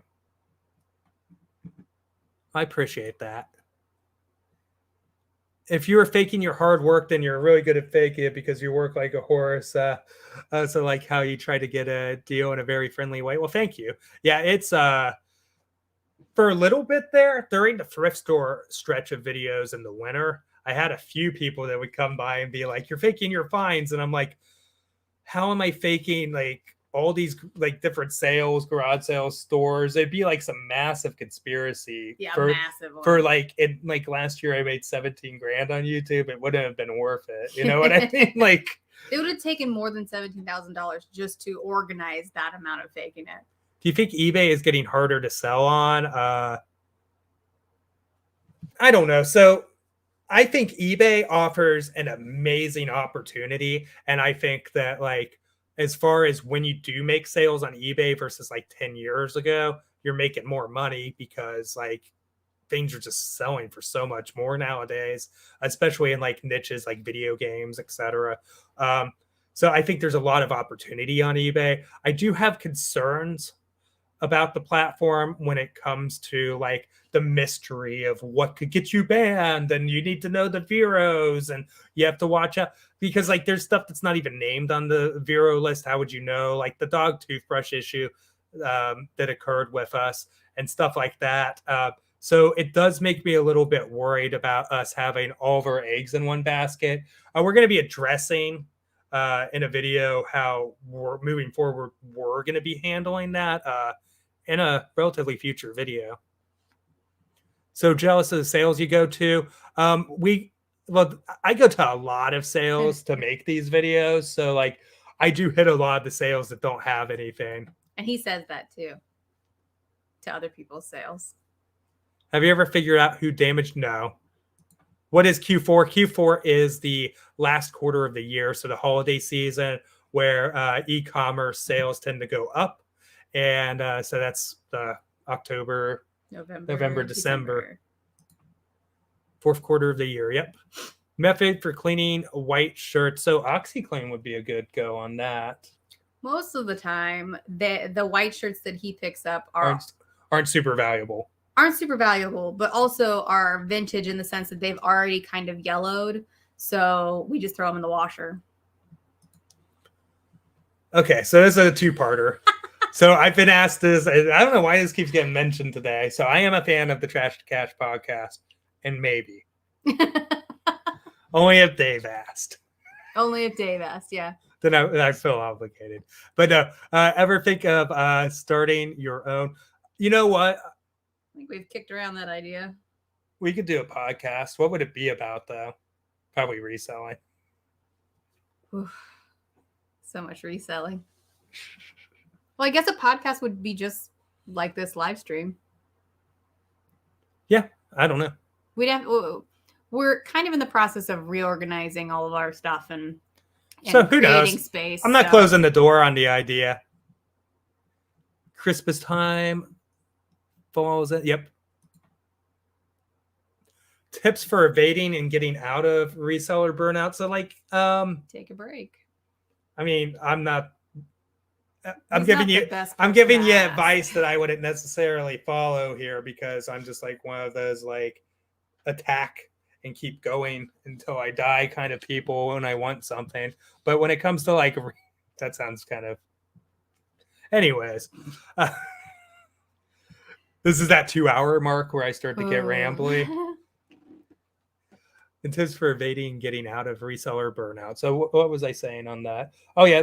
I mean, honestly, take breaks when you need them. It's Take it's probably breaks. healthy. Take a vacation. And I would say if do some stuff for you. Maybe do something different too. Like if you have been listing nothing but like appliances and stuff, try and buy a video game lot. Maybe try and expand your niches. I will say I know everybody's talking about niching down, but I say you should niche out. I'll say that we have a lot of diversity among the things that we sell. And I really have to be in the mood to take pictures of certain things. So certain things will sit longer than others. Like I got to be in the mood to do golf clubs or large appliances or something like that. So they'll sit because I just don't want to deal with them until the day that I just deal with a large part of the pile. What? Oh, sorry. I'm just now getting into making reselling videos. How quickly did you see traction on your channel? I've seen lots of subscribers and boosts from shorts lately. I mean, shorts would be a good avenue to try out. They weren't as like of a focus when I started less than a couple years ago here on the platform, but I mean, they are now. So that might be a way. Consistency with your long form upload content is going to be important. So people want to know like that you're regularly going to be posting. And so if you just watched one of my videos, you're more likely to be recommended my next video, most likely, because like they know that you're going to click it and all of that. And if you make engaging content and you watch all the way till the end, YouTube's definitely going to recommend the next time. So always watch all the way to the end. Just my videos. Just his videos. Moral of the story. If you give me credit for that footage, I'll do it. People will be like, he's faking it. Then they'll actually be right then. How much time do you spend in thrift stores on average? It really varies, but like I'm usually an in and out kind of person. So maybe like 15 minutes when I'm doing the route in the winter, because in the winter, I'm just like looking for changes. So like you're there like every day. Yes. If you're going to the store every day, you just know what's already there and you can kind of just browse past everything and just kind of be like, I've seen that. Oh, here's something different. Look at it. Buy it. Don't buy it. How long? If I'm really hitting at a store, I'll be there for 2 hours. It just really depends, like Valley or something. How long does it take you to edit down? 10-minute video, probably. If it's going to be quality, 3 hours. 20 minutes is probably 6 to 7 now. And I used to do 20-minute videos in 2 to 3 hours. So I've really changed my editing philosophies. I feel like there. The dogs say hi. I'll be right back. How long? Oh, what else was I going to say on that? But yeah, I'll say this. And I was thinking this the other day. When it comes to like the editing, like you can learn a lot of cool tricks and all of that stuff, but sometimes it just takes time, and that's like what you really need to invest. I think people are driving the price down pretty bad. I think prices are pretty. I guess it really depends on what you're selling. Hey, what's up, Remix Monkey? How are we behind again? We were like so ahead. No, it's because I talk forever. Okay, you answered this one. I haven't read it yet. When do you stop sourcing? I'm having a hard time stopping. Never. You never stop sourcing.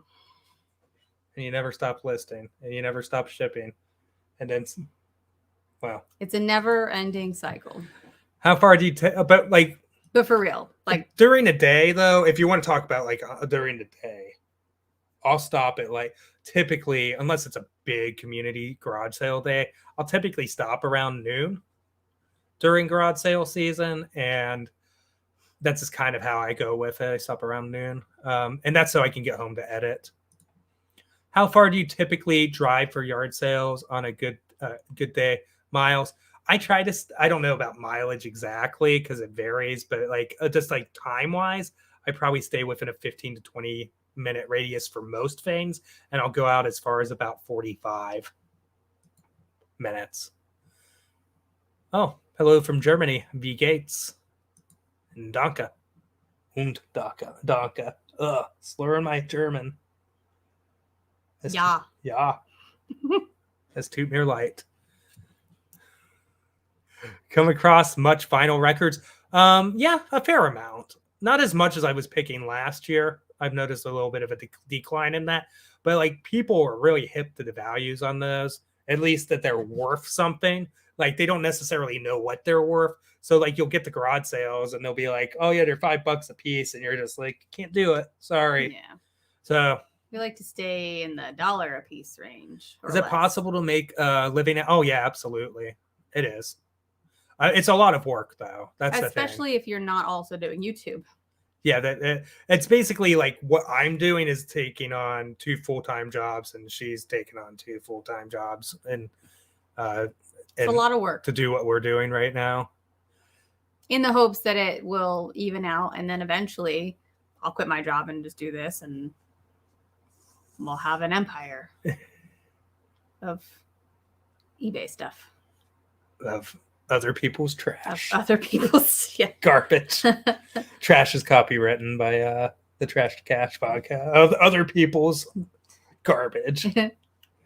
Hey kids, I just started watching your videos and I'm absolutely hooked. Well, thank you. Well, he's got a whole backlog for you then. I've got 420 some odd videos, so just pick a playlist and.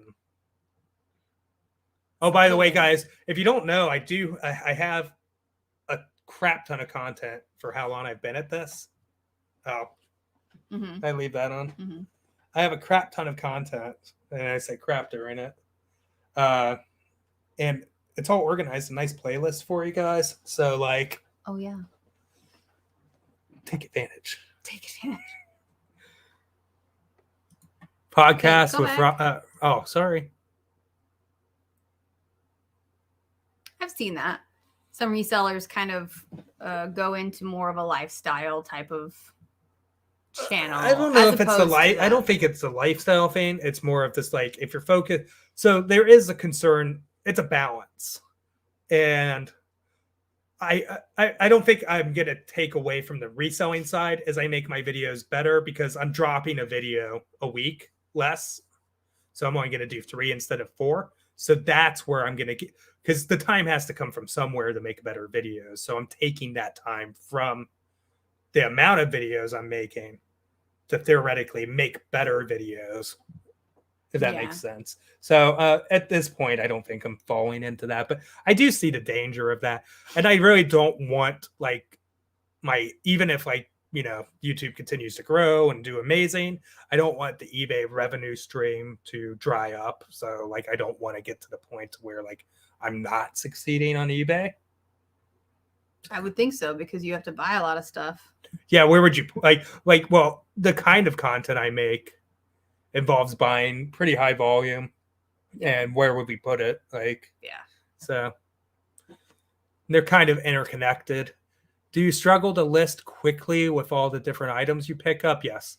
Yeah. I think a lot of people have the bottleneck for them is the listing process. Well, even if it's just the variable items that you get, it's easy to kind of just do a lot of one thing. If you just pick video games and just do video games, or just pick shirts. If you're part-time, niching down makes a lot of sense to me. Yeah. Because, like, if you're part-time and you're working a job and you can find something that you're knowledgeable about, or just easy to list, like video games, or like you're mentioning, then, you know, that totally does make sense. But that's also one of the reasons that video games are harder to come by, because they're so desirable to collectors, but they're so desirable to resellers because they're so easy.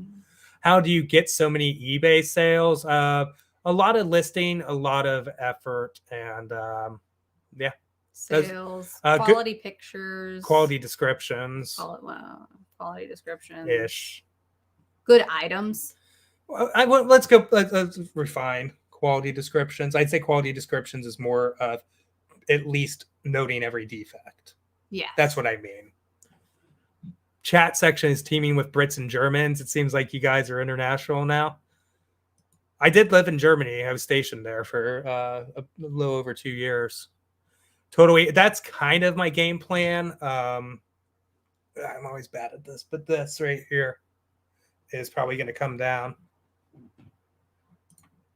I want to paint that wall, though, which would be this wall. Yeah, but we want to move the setup. It's confusing. We'll get into it later. Yeah, we'll make a video about it. We'll just have all kinds of videos about things that we're not going to tell you about today. What items are your favorites to flip, each of you? So I love video games. Easy things. So probably easy things that don't require a lot of effort to list or research. Video games, video game magazines, especially. I mentioned that earlier just because of the nostalgia factor. New in box items. Oh, that's a good one. Yes. New in box items are great. Easy sales too. Yeah. People buy the heck out of some new stuff. Ooh, good answer. I've been selling video games mostly, but they got so expensive to sort. It's tough. I mean, seriously, they're not. It's not like unknown, but like a lot of people just don't want to deal with larger items. So if you're really having a tough time sourcing stuff, like I'm not kidding, like a Brother fax, you see a Brother's fax machine for really cheap at a thrift store. You can make some money on those. New wave ovens, certain espresso makers. Yeah, there's all kinds of different bread makers. You can part stuff out. So yeah, bigger stuff that you can send out UPS and just buy the proper sized boxes online on eBay or Amazon to ship them out with. Yeah. 3 hours to edit, man. I had no idea. Oh yeah. 3 hours is like a minimum edit for me. Like that's like yesterday's video took me over 6. But I wanted to do it right. So that was the thing. Like I was just like, I made a couple videos that, I only put 3 hours into, mainly because like, she was recovering from surgery. I had the injury and we had a lot of things going on. And I was just like, I want to make a really good video. So I made a really good video for Saturday. And that's kind of like the focus on the content that, I want to start doing is making better videos. So you'll like him more. And so other people will like me too. Yeah. I just want people to love me. Yeah. And we like the American flip community a lot better. I don't know. I haven't watched a lot of international reselling on YouTube. I know they're out there. I feel like there's one lady that pops up in the feed every once in a while. That we do watch. She's got kind of a British accent, maybe. Oh, but she's not in Britain. She's in the US. I know who you're talking about. I can't think of who she is, but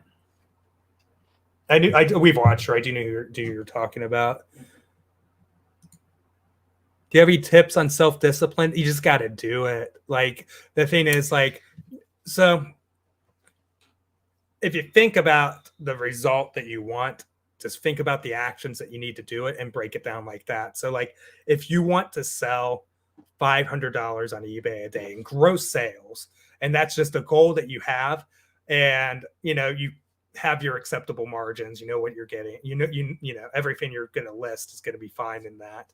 You just need to break it down and be like, well, I'm not going to sell everything for what I list it for. You're going to take some offers and have some sales, and some things just will never sell. So you just need to work backwards and be like, well, I probably need to list $700 every day. If you list $700 every day, eventually months down the line, you'll catch up to a point to where you're selling $500 a day. You will, if you start listing consistently, and it's good stuff, that matters too. Consistently listing and it's good stuff.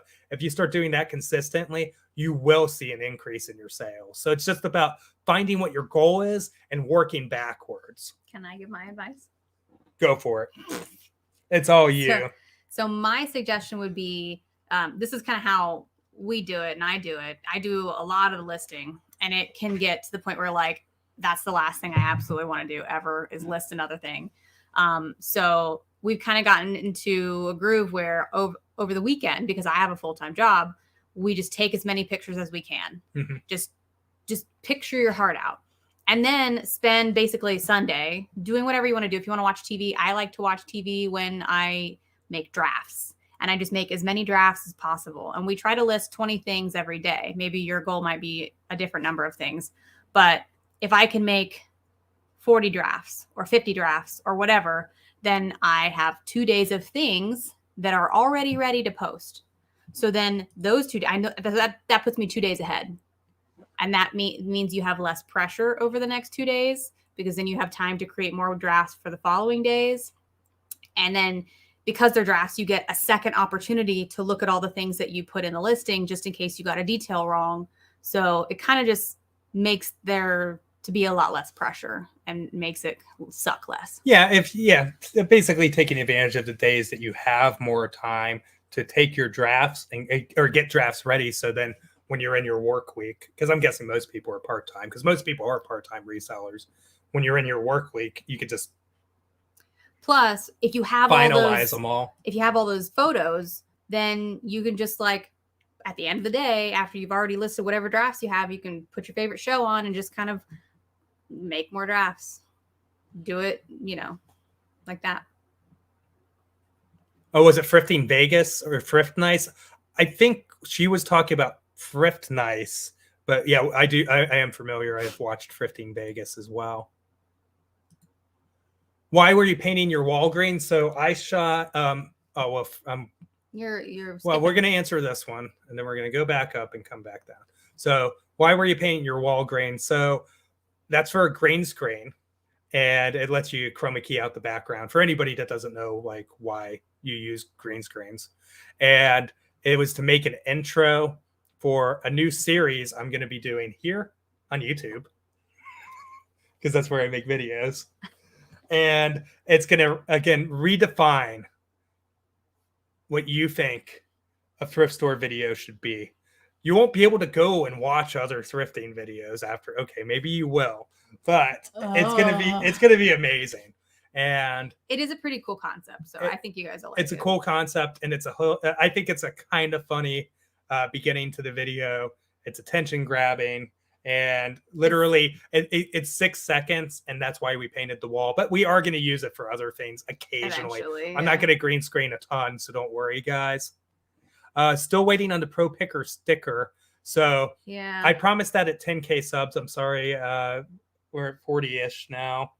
Boy, you owe a lot of people some stickers. Well, I'm going to do something. When I do get the sticker finally done, I'm just going to give a bunch away, because I feel so bad about it. Stickers coming in 2024.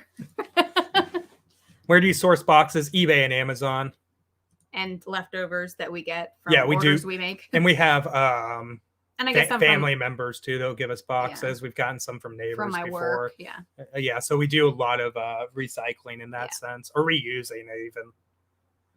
What is the best thing to look for in thrift stores? I mean, a lot of that's going to be like area dependent. Obviously, if you have a thrift that has a bunch of GameCube games, that would be pretty awesome, but that doesn't happen too often. So I find a lot of success in not vintage, but older electronics and older appliances and countertop kitchen appliances and stuff like that. Money motivates me to list. You got to be money motivated in this. Have you considered selling instantly to viewers, have a live sale? I've considered it.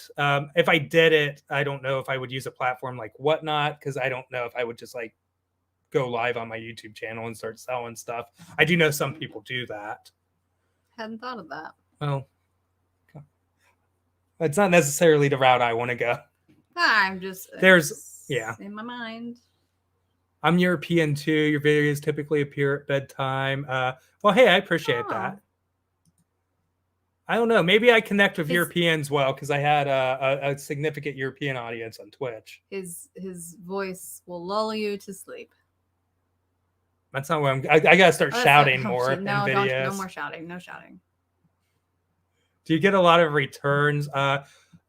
We have had the occasional return. It gets frustrating. We do test our electronics to make sure that that's not likely to happen. It's more likely that it'll get damaged in shipping. Lavender Clothesline's good. Yeah, I watched her past tense. I've watched her videos before. This will be my first time. Do you recommend to keep track of all your sales? Or what programs? So we use QuickBooks, but we don't use that to track our inventory. I use a spreadsheet to track our inventory. Mm-hmm. All thousands of items. And we use a SKU system on our bins downstairs. Ultimately, the easiest way for you to be able to kind of, if you can keep track of your inventory that you have and what you've paid for it, if you download the sales listing report for whatever time period you're doing, you can basically, it comes down as a spreadsheet and it has all of your information of what you've sold and the taxes and all of the fees. You can add a couple columns to put in your cost of goods, do a little calculation, and that should be able to, tell you what your profit is. And then give that to your accountant. From the beginning of the live Star Trek, the cruise is awesome. Met actors from the original series, Next Generation, Deep Space Nine, and Voyager, and every single series. Enterprise, I actually think Enterprise was dogged on a lot, but it's actually really good in my opinion. Is it spoilerish on a 20-year-old show? Other than like Captain Archer's tendency to get captured like every other episode the last couple seasons, like what the heck? Just quit going on away missions. You're the captain. Stay with the ship. Stay with the ship. You get captured all the time. You're obviously not good at it. Do you keep a backup of all your photos, or do you delete them after? We delete them. I don't delete them necessarily like immediately after I list. I delete them when my phone starts saying that I have no storage space left, and then I'll delete like 1,000 photos. I do the majority of the listing from a computer, so I'll transfer all from my phone and then try to delete from. And that's the system we've worked out, because we used to just like both picture and list right there on our phones and stuff. And we just kind of found that this process and kind of like delegating portions of the tasks has worked out better, especially with, it's hard to stay consistent when I'm also trying to consistently produce content as well.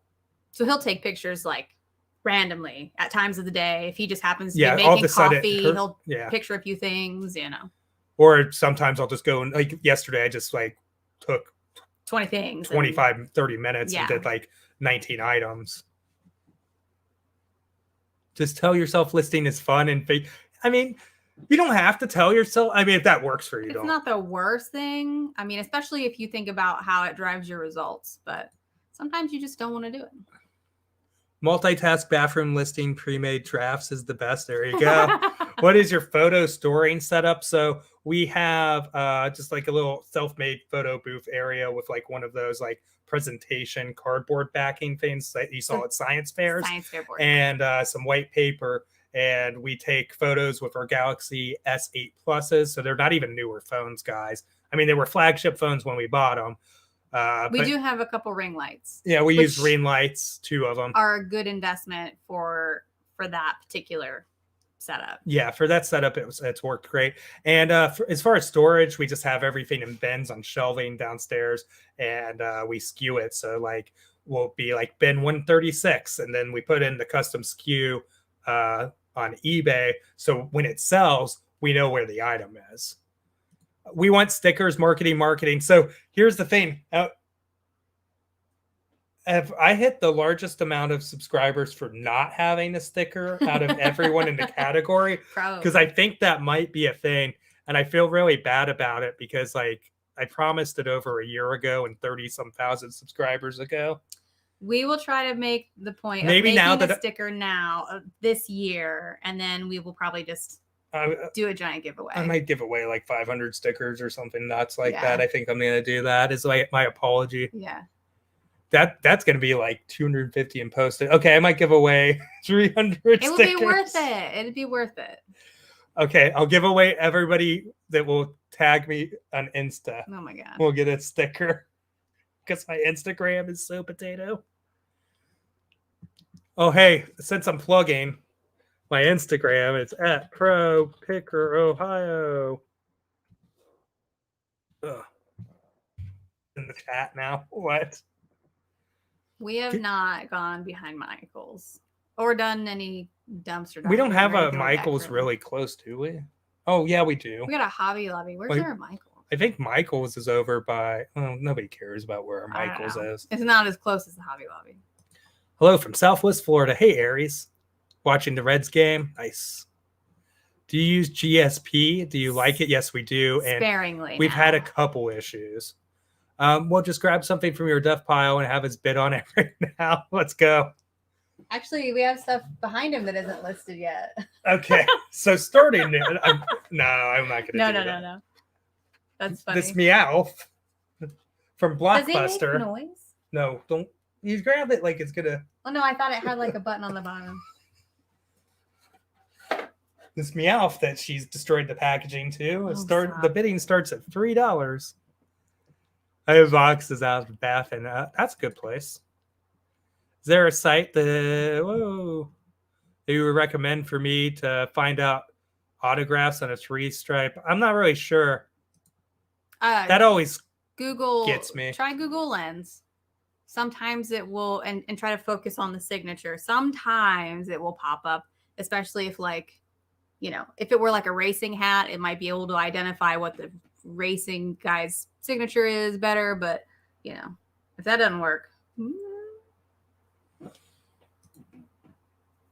What's up, Sandy? We need more lemonade stand rankings. I know. So I just have it all of a sudden, I'm like, oh yeah, I'll start ranking lemonade. And then no lemonade stands anywhere. Where's the young entrepreneurs of America these days? Gotta pull yourselves up by and seriously, they need to start charging more. There's no way they're making a profit at 50 cents. You gotta charge. You gotta value your time. They might be if you're giving them $1 every time. Yeah, you have to tip them because they're gonna go out of business. That one had a really great presentation with the 3 jars. They did. With the real lemons. I feel like there might have been some parental assistance there, though. Well, I would hope so. Well, maybe they're just talented. Favorite Simpsons episode. So that one's really tough. I'm actually a Simpsons fanatic. Oh man, there's so many good ones. I mean, you got the Stonecutters. You got the. I have a horrible memory. Lisa needs braces. Oh, there's just so many good ones. I can't narrow it down to a favorite. You're not very caught up on the recent. Oh, the recent's not even that's not even the Simpsons. Yeah. There's some decent episodes after season 12, but mainly season 1 through 12 is basically it. And the Lady Gaga episode was basically the death knell of the Simpsons. Yeah, I didn't like that. Not saying Lady Gaga's a bad person or anything. That episode was poorly written. Yeah, I think. The final episode was really rough. I think having the whole having the shoehorn the Next Generation, which I love the Next Generation. That's my favorite series. But shoehorning them in for fan service, what a terrible executive decision. Are we talking about Archer? Yeah, that's the Enterprise. Oh, I was so upset. What was the guy? Don't. Let's not spoil death. It's a 20-year-old series. I can't even talk anymore. Yeah, but now somebody's going to be like, "Oh, Enterprise is so great. Enterprise sounds great. I want to go watch it." It was an excellent, excellent series. Hey guys, make sure to click my Paramount Plus referral code down there. I'm kidding. Really like your channel. What's the best way to sell golf clubs? Buy the club or as a set? So irons, I like to sell as a set because it's one and done. You list it once, you sell it once, you ship it once. Sometimes I'll put out woods and drivers. So that's kind of how that goes in putters and bags. But and if they look so that's kind of the breakdown of how I typically do it. Occasionally, if I see good comps for the entire set, there's some Max Flies I bought in a prior video. Those I'm going to sell the whole thing bag and all. What is the best way to ship records? Vinyl mailers. Just search vinyl mailer on eBay or Amazon and pick those up. They're not only amazing for records, they're great for comic books, magazines, collectible magazines. So sometimes stuff you don't want. Yeah, even sometimes books. So they're awesome to have on hand. If you don't have vinyl mailers in your repertoire and you're an everything reseller, slipping. You're missing out, man. You are missing out. Putting in extra work. And I think I have a link to those in my Amazon links, but I don't know if it's active in some of my prior videos or all my prior videos. Oh, and glass. Bubble wrap the crap out of it. Just started selling on Poshmark, so we had one sale. We legitimately just started cross posting a week ago. There, we don't have that many items on Poshmark, but we did sell one thing I think a week ago. How do I subscribe? So you should see the subscription button. You should look it up. How do you subscribe? All right, let's do this. Oh, I can't subscribe to never mind. It won't. You probably just it doesn't show the you don't button. want to click out of the video. You want to stay in the live stream. I could hit the like. But if you did open up another tab, you could look them up. No, you can hit the subscribe. They have a subscribe button next to it since it's my channel. No. Yeah. Dibs on a sticker. There's no way I'll remember that, but I'll try, Hillary. Everybody's going to be like Dibs. I'm sure there will be another live stream where we just launch the sticker and everybody's just going to be like, me. Oh, do we do that live? Ooh, that'd be rough. How would we handle that? How are you going to get people all their stickers? Instagram. You're promising a lot of people stickers. Instagram and YouTube comments. Oh, my mother said that the subscribe button is under me. Oh, it's under Jessica. Okay. Thanks, Mom. $3 for the shopping cart. That's how much I have in it. I got to get if I have $3 in it, it's got to be worth at least 70. The price tag's still on it. $70, right? Oh. Yeah. That'd be kind of That's rough. the starting bid. Because it's actually worth more since I'm holding it right now. And it even has even opens.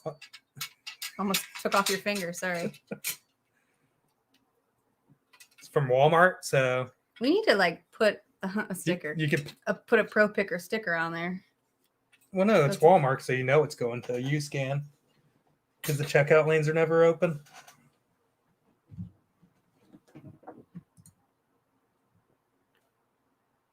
What are my thoughts on whatnot? So I'm a little neutral about it at the moment. I haven't really used it. So I've made an account. I have not looked at anybody's live stream. I've never been on a whatnot live stream. So I think it's a little bit unfair of me to jump on it and be like, it's bad.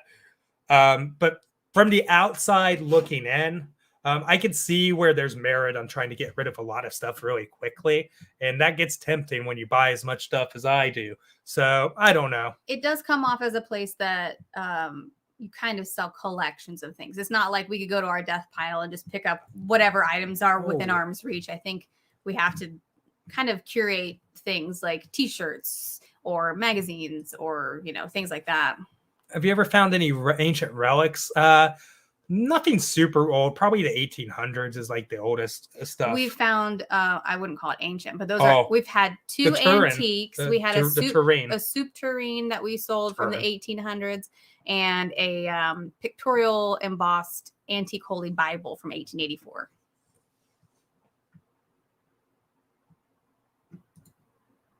How do you keep up with yard sale purchases for taxes?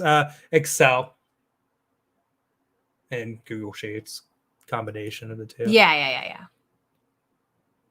Oh yeah, they know we use ring lights because they can see it when I move my face. Michael, that's basically our setup. Yep. What's up, Lauren? How do you find all the garage sales you go to? Craigslist, Facebook groups, various websites. There's no specific one place I look to find them all. Signs on the road. I found some of the best stuff, and I know a lot of people say this, but I really have found some of the best stuff just seeing a yard sale sign. It wasn't advertised online. I saw one yesterday. I sent him to. Yeah, and I pulled a lot of stuff, which will be in a future video, so subscribe if you haven't. They were giving away a free reclining chair. They weren't when I was there. Well, this is the second day. It was a moving sale. It wasn't the second day. Today is. Oh, today is. Oh, live sales are fun.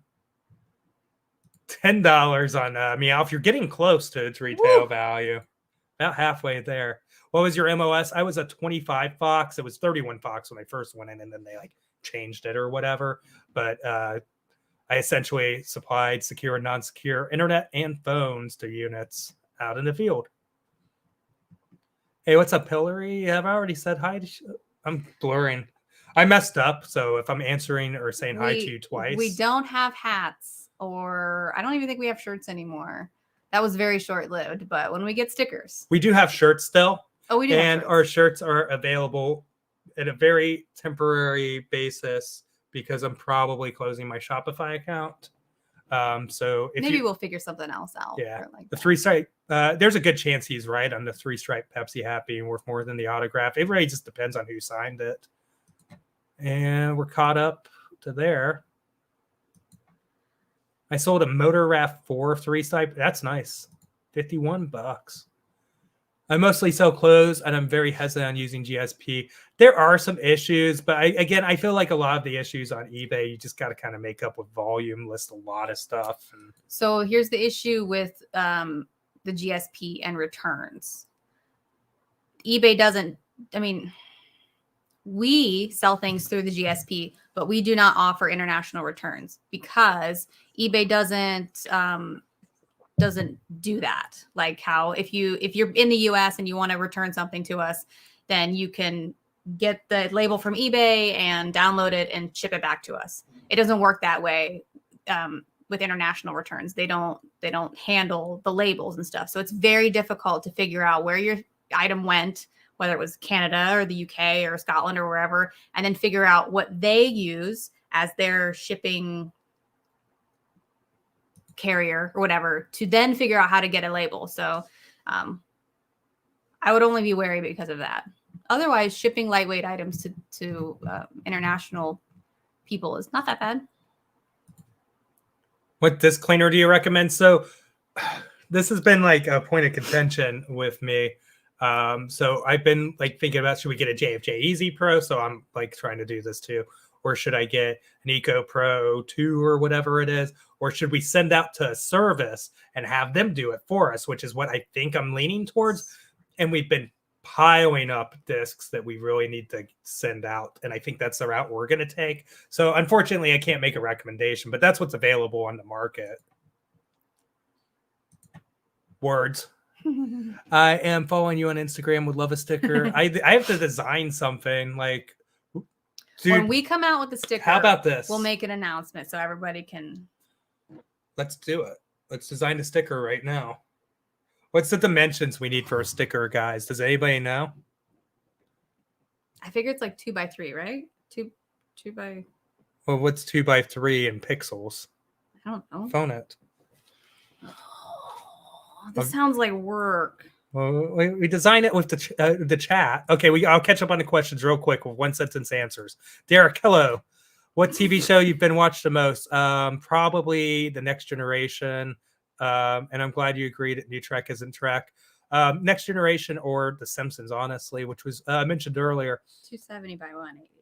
270 by 180. All right. Hello, I'm new to your channel and I just subscribed to you. I don't sell a lot of Legos. Minifigs. Or collections. Or full, and yeah, so we do sell like complete in box ones when we come across them. Or if they're really popular and they may not be complete in box, we will just list it anyway and disclose that. Then your stickers will be collectible items. Yeah, maybe we'll only release 500 and that's it. And we make them digital tokens. I'm kidding. Oh. We can call them Stop NFTs. Now. Stop now. MOS $25. I think. Do you ever keep? If I can catch up, we'll make the sticker picture here. Do you ever keep some of the stuff you buy at garage sales for yourself? Only if it's useful. Yeah. Like a vacuum or a mop or something like that. We have done that. Yeah. What good is a shopping cart without a place for a baby and a purse? I didn't realize it didn't have. Oh, one. It is missing that. If it is a Walmart shopping cart, the wheels are too nice on it. It's unrealistic. Retired. I am a new subscriber. Hey, Carla, I appreciate it. Oh, asking the hard question. Marion's or Ron's? Ron's. And I would take Casanos over Ron's. But like, I don't know if that's sodium, man. That hits you. I'm a transplant to Dayton, and the way that people love Marion's here is unlike I've ever seen for any restaurant. I may have not have been in the employ of one of these 3 pizza chains that we're discussing when I was a minor. As long as Grandpa is not in the free chair, it's all good. What? Oh, yeah, from the sale down the road. Okay. Because they were giving away the chair. Oh, yeah. You're always going to hear about problems or issues, but you don't. Yeah, there's a lot of successful transactions. You'll be hearing about some successful transactions later. Car bumper sticker. Oh my goodness. Just- You know what? If you made a bumper sticker and you were just driving around and you saw one, I think that you would freak out. I still freak You'd out. You'd be the one that like goes and pounds on their window and scares the crap out of them. Like, you got my thing. I still freak out about how many people recognize me, like when I'm out and about. It blew me away when I got recognized, and I'm not even on the channel that often. I guess I do have purple hair. Hey, what's up, video guy Alan? I was born in Dayton, but moved when I was about 2. Yeah, it's a nice area. I like it. Poshmark is a lot of work. I may start back with them to get some extra sales.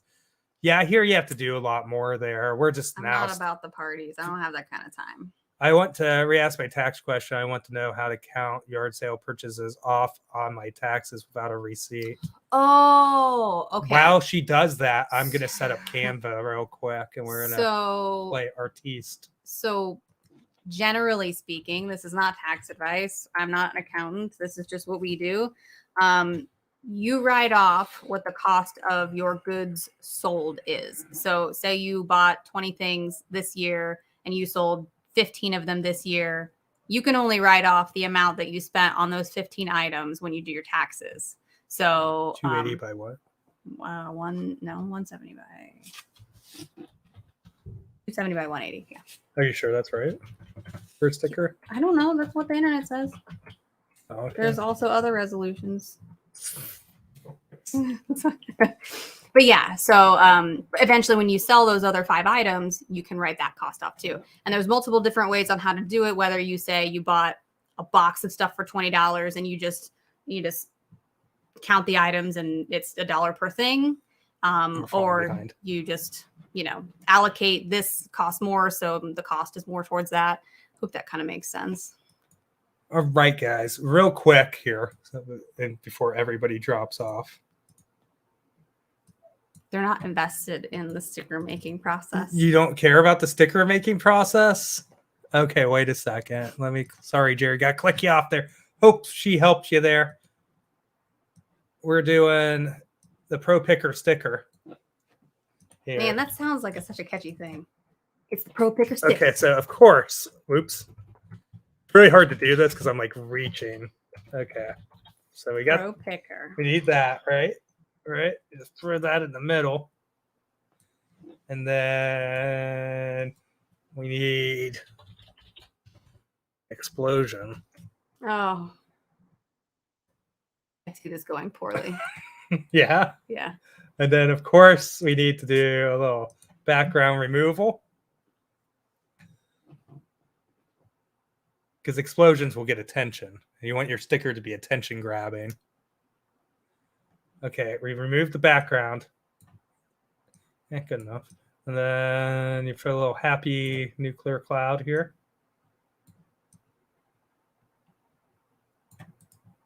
And then you send it to the back. There we go. Okay, it doesn't really stand out. The text doesn't stand out.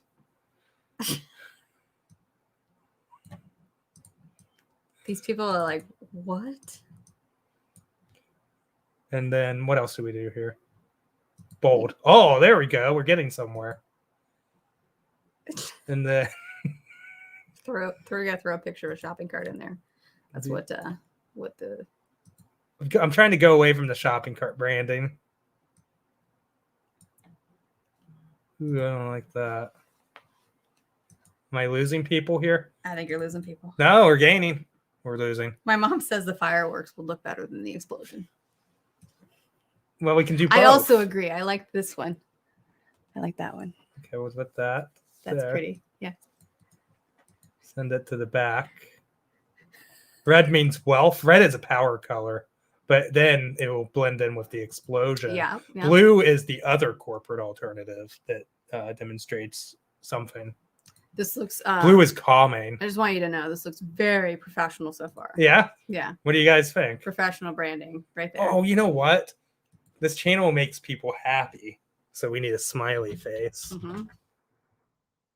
So throw one of these in there. Oh my God, take that off. Take that off right now. That's awful. That's kind of creepy. This is just her mouth. Okay, we put this here.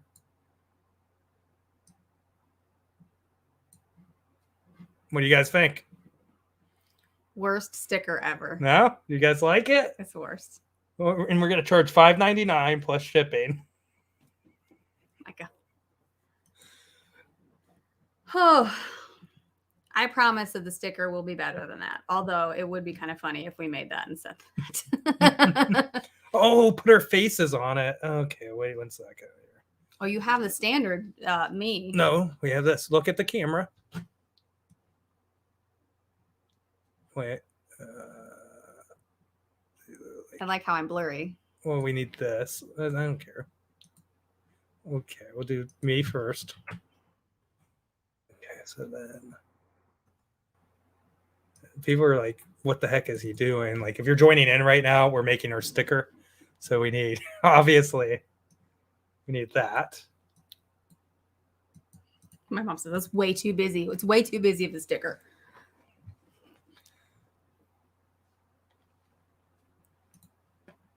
Video guy Alan says it's tacky. Tacky? Tacky. Okay, well, you got to stop sharing because I got to get the capture here of her. Yeah. I didn't give you any time to prepare. That's okay. So it's natural.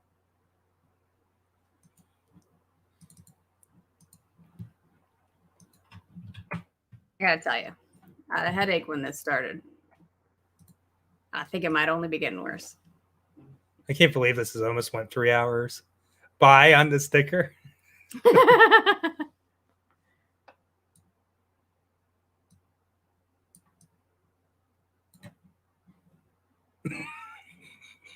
Yeah. Masterpiece. Was this?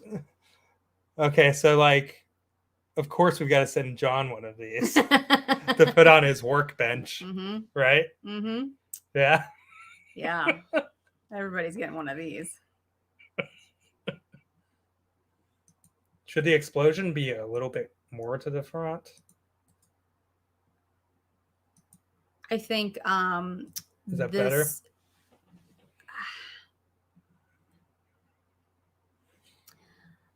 I think it's going to take a bit more time to develop a good stick. You know what? It's the branding. You gotta get the name bigger. Just put me behind in the background, like behind the explosion. I don't know if I can be associated with this. All right, there we go, guys. She gets the smaller pick. Well, I always get the smaller but pick. she's higher and she has better screen real estate. No. Sticker real estate. I am not priority number one on this channel. Thank you. Oh, shut up. You're priority number one in my heart. Oh, how sweet. You always end your videos with bye. Oh yeah. That people would totally. Thanks for watching. Thanks for watching. Bye. Bye. So I'm not the only one who uses Canva. I think Canva and Photoshop are basically like the two mainstays. Like you're either using okay. So Yeah. It's the worst. It was my heart joke. Oh yeah. Yeah. Get a room, guys. Yeah, that's all the sweetness I get when it's sarcastic. Why? Well, she's smaller than me in real life, so it was disproportionate. Like That's how it goes. yeah. Well, give your wife the big shot. Well, again, she's smaller than me in real life. Yeah. I was thinking a sticker that is basically the logo of the store. Yeah. You know, with the yellow and the yellow. Yeah, and the I think black. that actually makes sense. So, like, if you guys don't, I've popped it up as my intro before in the past, but essentially, let me pull it up here. So this would be like, yeah. I don't know. What do you guys think about this? Because just the middle box there with the Pro Picker. Just this. Yeah, that. Pro picker sticker. I mean, yeah. Or we could send this to an actual graphic designer and tell them this is the basis, but make it better. Even better. That's probably the way to go. Yeah. Oh, hey, Poker Medic. I appreciate you watching, man. No excuses. We know who runs the show. She's the power in the background. That she controls the marionettes, the puppet master of this channel and eBay reselling I do business. a lot of the nitty gritty hard work. And I do none of the hard work. No, you do the hard. You do the different hard work. It's all hard work. It's all hard work.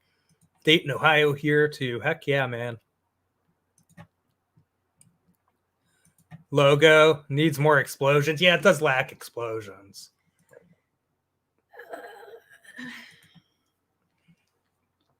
How often do garage sales? So garage sales typically are spring, summer, early fall in our area. Me. Are you serious? Me. Do you really mean that? No, I think we're actually pretty equitable on smarts. He clearly thinks he's a smarter one. And that's okay. We'll let him believe that. You only have the courage to say it in front of 130 witnesses. I do have a question. I do yard sales more lately. My tax pro said I have to get a written receipt for a yard sale. You want to do what your tax professional says. However, we don't do that.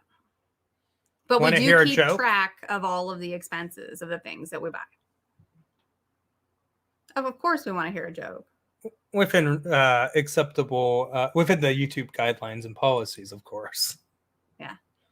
So no retail. Why no retail arbitrage is what I'm guessing you're asking. I just don't do much of it. We get a lot of stuff everywhere else.